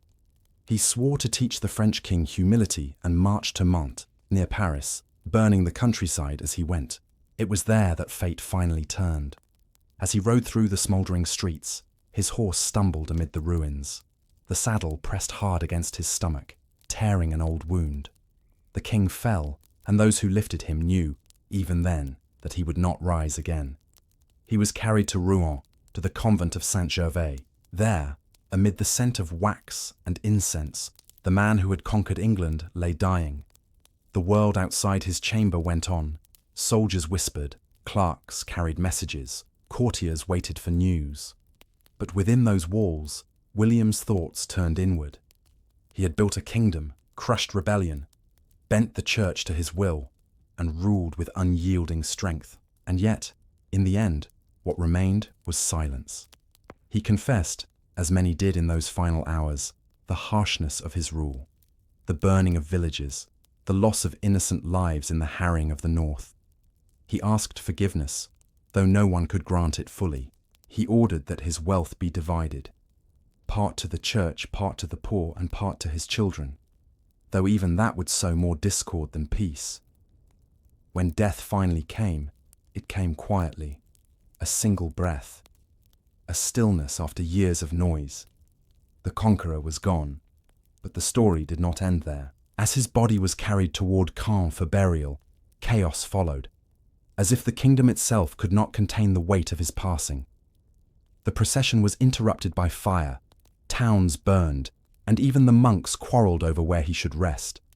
When they finally laid him to rest in the Abbey of Saint-Étienne, the grave prepared was too small for his great frame. As they forced the lid closed, the tomb cracked. The air filled with a sour smell, and those present turned away, faces pale. It was a fitting, if cruel end, a reminder that even kings, even conquerors, return to dust. Yet, for all that decay, William's legacy endured. He had taken a kingdom, reshaped its nobility, its language, its law. He had bound England and Normandy together in a union that would define centuries of rivalry and kinship. And though his bones would crumble, his shadow would remain, in castles, in churches, in the lines of ink written by men who once knelt before him. The conqueror was gone, but his world was only beginning. For now, his sons would fight over what he left behind. And the England he had built, new, uncertain, restless, would soon be tested once more. The conqueror was gone. But his kingdom, like a great stone wall with cracks beneath its surface, trembled the moment his breath ceased. For all his strength, William had failed to leave peace behind. He had divided his inheritance, not from generosity, but from necessity. To his eldest son, Robert Curthose, he gave Normandy. To his second, William Rufus, he granted England. And to his youngest Henry, only money, a fortune in silver, but no land, no crown. It was an arrangement meant to hold the family together, yet it pulled them apart instead. For how can three sons share one legacy built by conquest and control? How can they live under the shadow of a father who had ruled both realms as one? When word of William's death reached England, William Rufus acted first. Swift, bold, and ambitious, he crossed the Channel with speed, claiming his father's throne before his elder brother could even move. The barons of England, weary of uncertainty, accepted him, some out of loyalty, others out of fear. The Archbishop of Canterbury crowned him in haste at Winchester, and so the second son of the Conqueror became William II, known to history as William Rufus, the Red King. His hair was flame-coloured, his temper fiery to match. He laughed loudly, drank deeply, and ruled fiercely. The calm discipline of his father was gone. In its place was a restless energy, an impatience for restraint. Across the sea, Robert raged. He had been the heir once, trained, praised, and then pushed aside. Now his younger brother wore the English crown.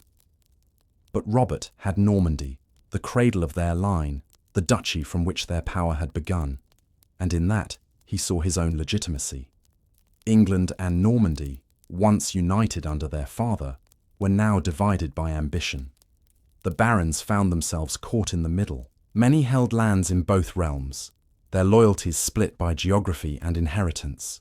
Some favoured Robert, others Rufus. And in that confusion, rebellion bloomed again.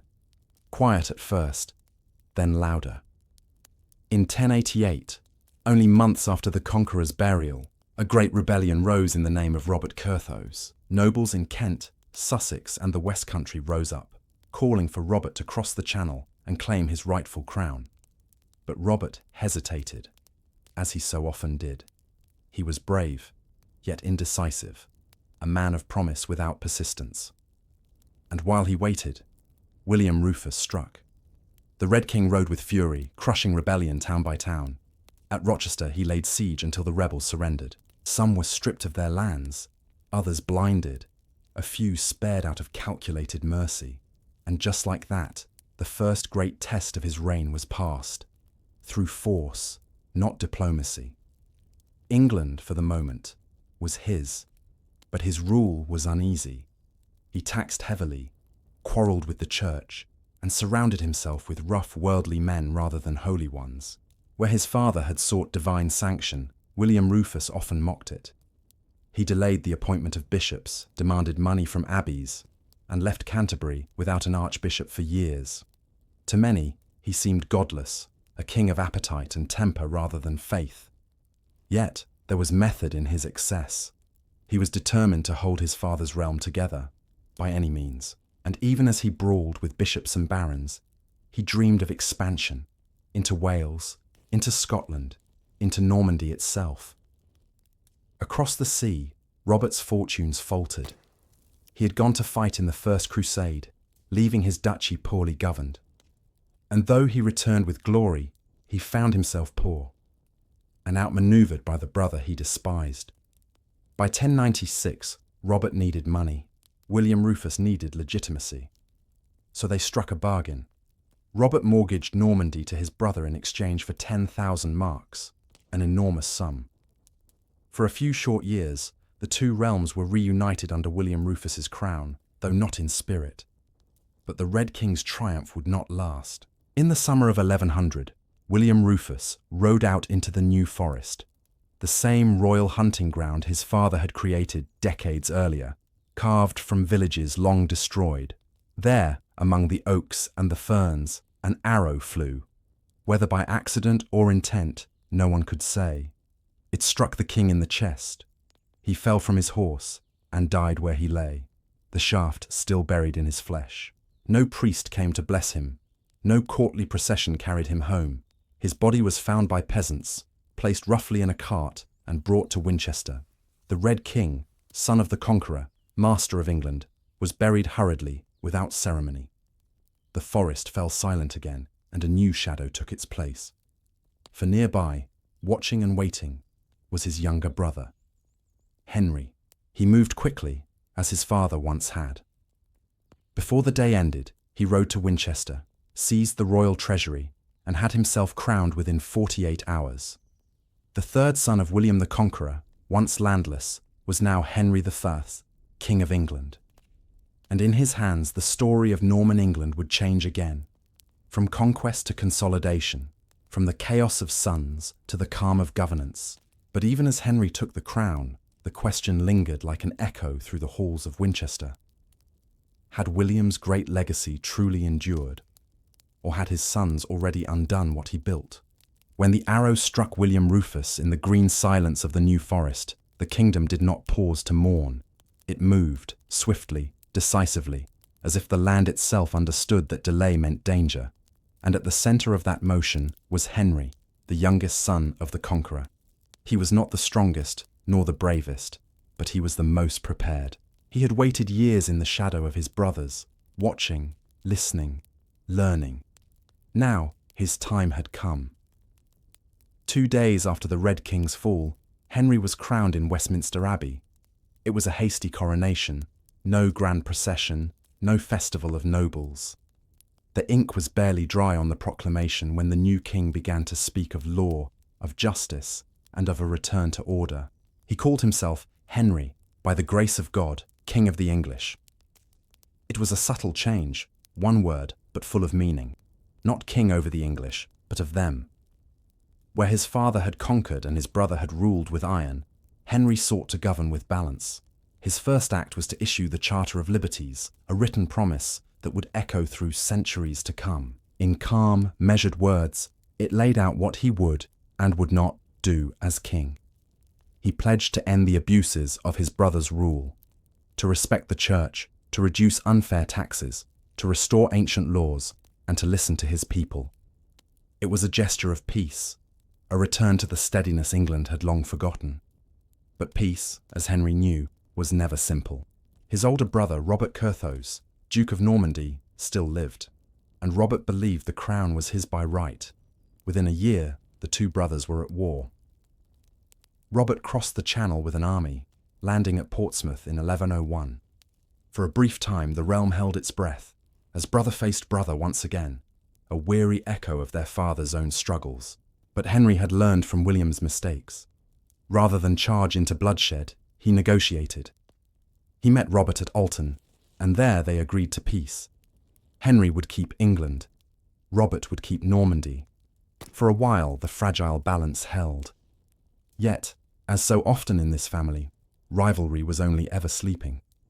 By 1106, it woke again. Henry invaded Normandy, this time determined to end the division once and for all. At the Battle of Tinchebray, the brothers met for the last time. Henry's forces triumphed. Robert was captured and brought back to England, not as a guest, but as a prisoner.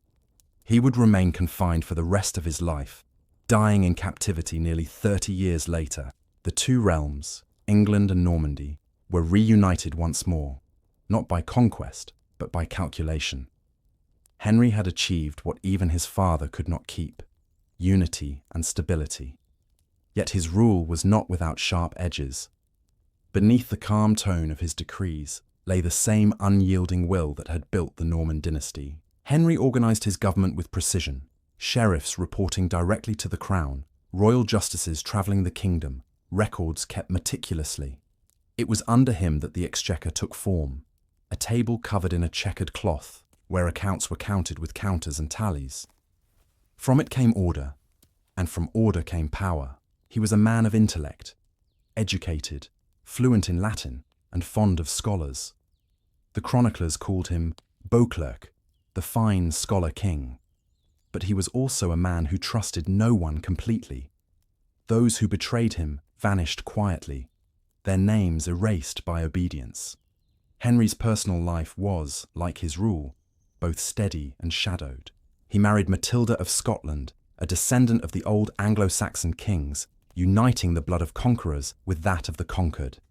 Their union symbolized reconciliation. Norman and English joined in one royal line. They had 2 children, William and Matilda. For a time it seemed the dynasty's future was secure. But history, as always, would have its way. In the winter of 1120, Henry's only legitimate son, William Adelin, boarded a ship, the White Ship, to cross the Channel. It was a vessel filled with nobles, laughter, and wine. A calm night, a confident crew. But before dawn, the ship struck a rock and sank. 300 souls were lost. Only one survived. Among the dead was the king's heir, his son, his legacy, his hope. When Henry received the news, it is said he fell silent, unable to speak. From that day on, he was never seen to smile again. He named his daughter Matilda as his successor, a bold choice in an age that did not accept queens easily. He made his barons swear allegiance to her, one by one. But oaths are fragile things, especially when tested by ambition. In his final years, Henry grew old, much as his father had, still ruling, still commanding, but haunted by the shadow of what would come after. He had given England peace and structure, had shaped it into a realm that could govern itself even in his absence. But the question of succession, that same question that had haunted his father's death, now returned. When Henry died in 1135, after a meal of lampreys said to have disagreed with him, England once again stood on the edge of uncertainty. He was buried at Reading Abbey, a quiet resting place for a king who had loved order more than glory. But as the earth closed over his grave, the storm he had feared began to rise. For though he had named his daughter Matilda his heir, another man, his nephew, Stephen of Blois, was already moving toward the crown. England would soon wake from Henry's calm reign into chaos once more.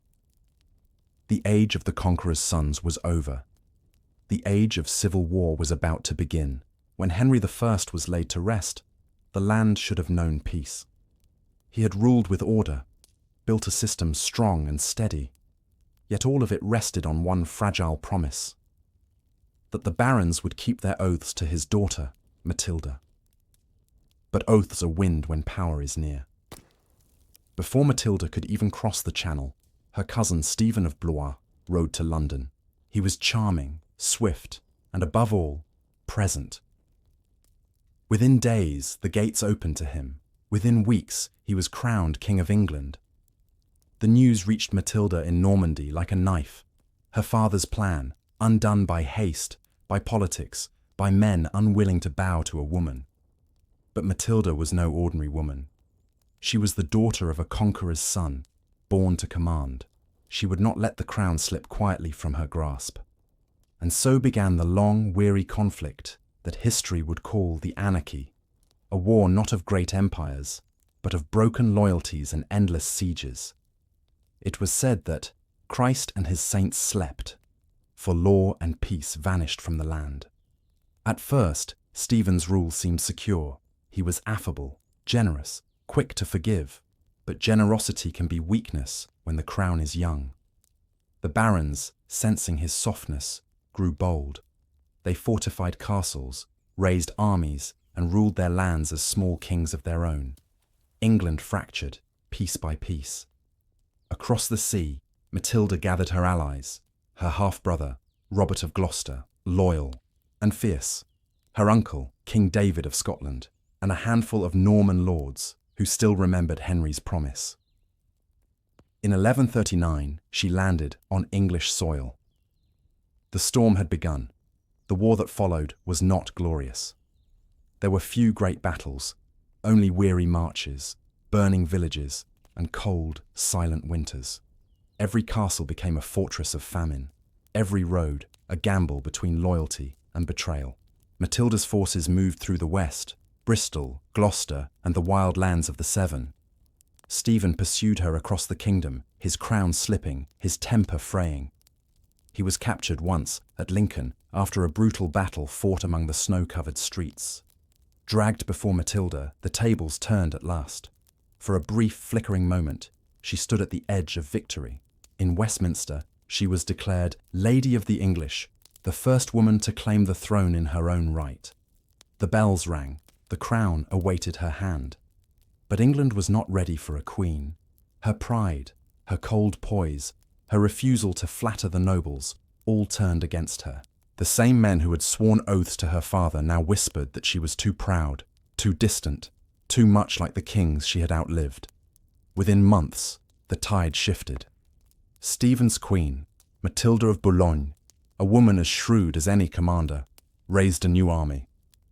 She besieged the Lady of the English at Winchester, and the hunter became the hunted. In the chaos, Matilda escaped, slipping through the night disguised, fleeing barefoot through the frozen fields. Her half-brother, Robert of Gloucester, was captured in her stead. Once more, the war balanced on a single exchange: prisoner for prisoner, king for brother. They were traded, and the long night continued. Years passed. Castles changed hands. Fields were burned, rebuilt, and burned again. No side could claim victory, neither could yield. It was a war of endurance, and England endured it grimly. By 1147, Robert of Gloucester died. Without him, Matilda's strength waned. Tired, heartsick, she returned to Normandy, leaving the struggle to her son, a quiet boy named Henry Plantagenet. Few yet knew that this young Henry would one day finish the war his mother could not win. Stephen remained king in name, but his crown was a weary one. The nobles ruled like wolves in their keeps. Roads were dangerous, justice a memory. Every man did as he pleased, wrote the chroniclers. Castles were built everywhere, and the land was full of woe.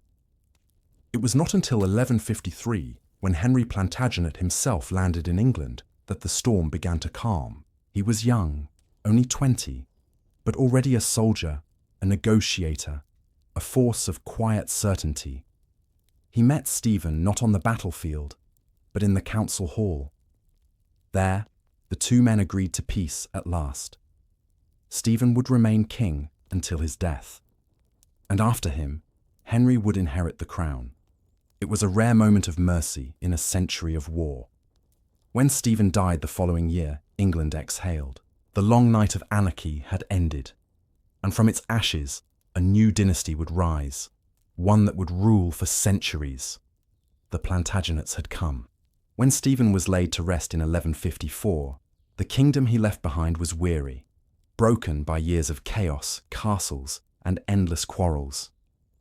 But from that weary soil rose a new ruler, Henry Plantagenet, son of Matilda, grandson of Henry I, and heir to both the blood of conquerors and the lessons of ruin. He was just 21 when the crown touched his brow.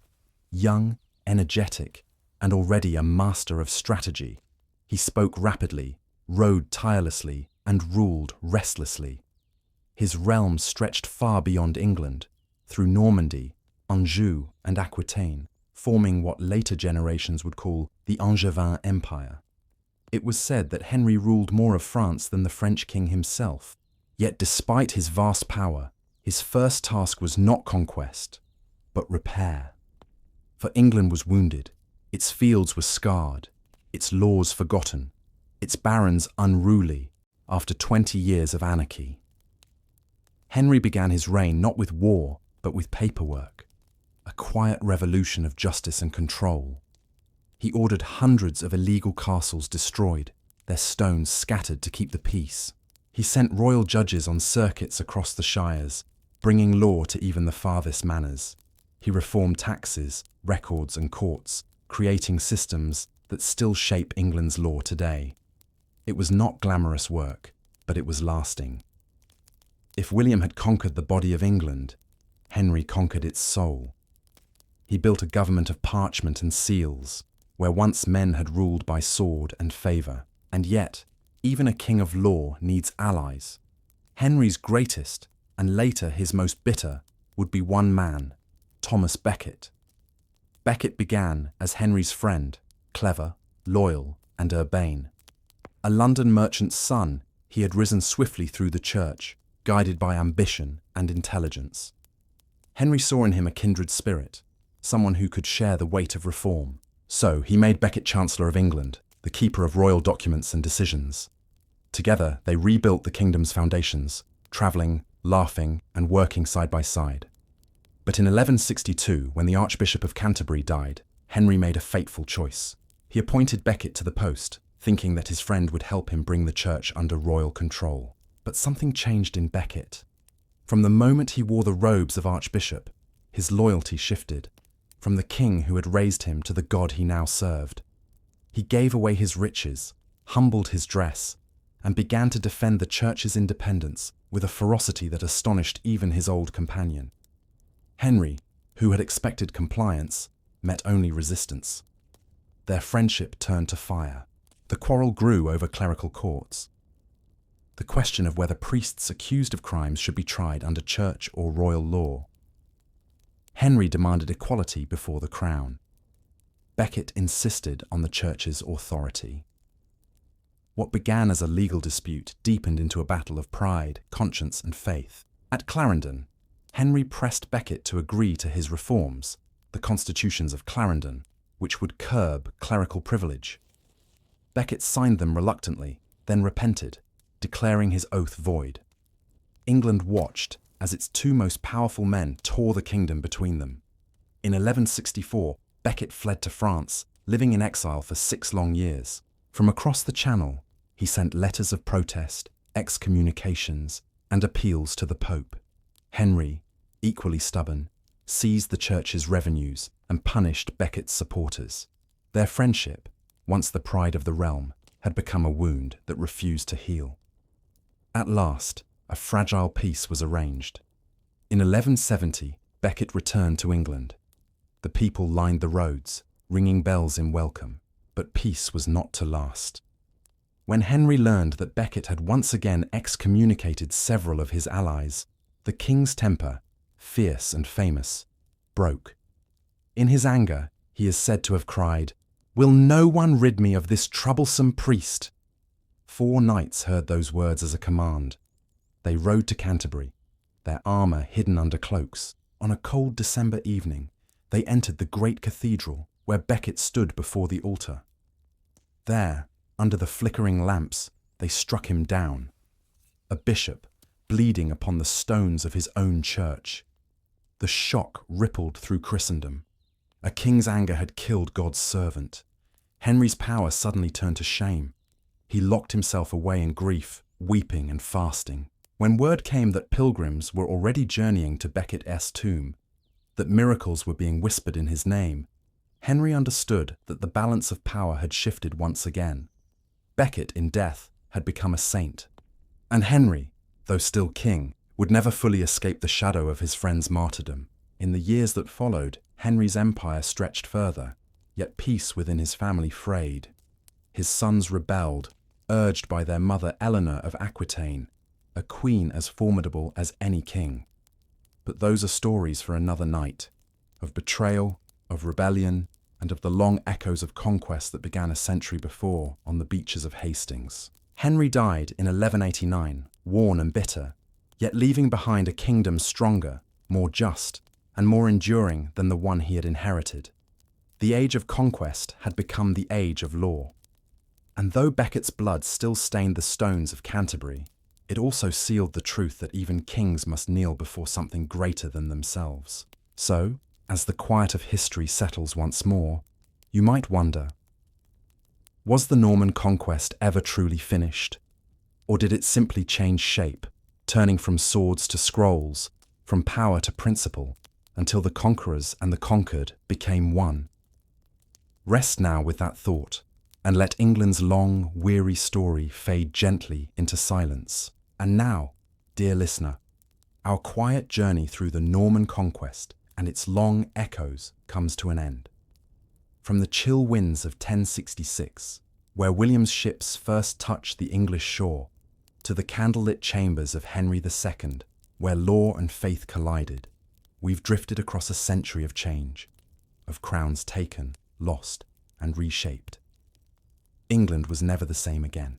The language, the laws, the very rhythm of life, all transformed by conquest, by struggle, by time. Yet beneath the weight of kings and armies, there were always ordinary people. Farmers sowing, masons building, mothers whispering their children to sleep. Their lives continuing quietly, even as history thundered overhead. Perhaps that's what history truly is. Not the noise of victory, but the calm that follows. The slow rebuilding. The forgotten hands that mend what wars have broken. So, if your eyes are heavy now, let them close. Let the echoes of this old world soften into stillness. The sea is calm again. The torches are out, and the halls of England are silent. You've wandered far through the centuries. It's time to rest. If you've enjoyed this gentle walk through the past, I'd be grateful if you subscribed, so we can keep exploring these quiet corners of history together. There are so many more peaceful nights ahead, and so many stories still waiting to be told. Good night, and may your dreams be as calm as the long, slow passing of time.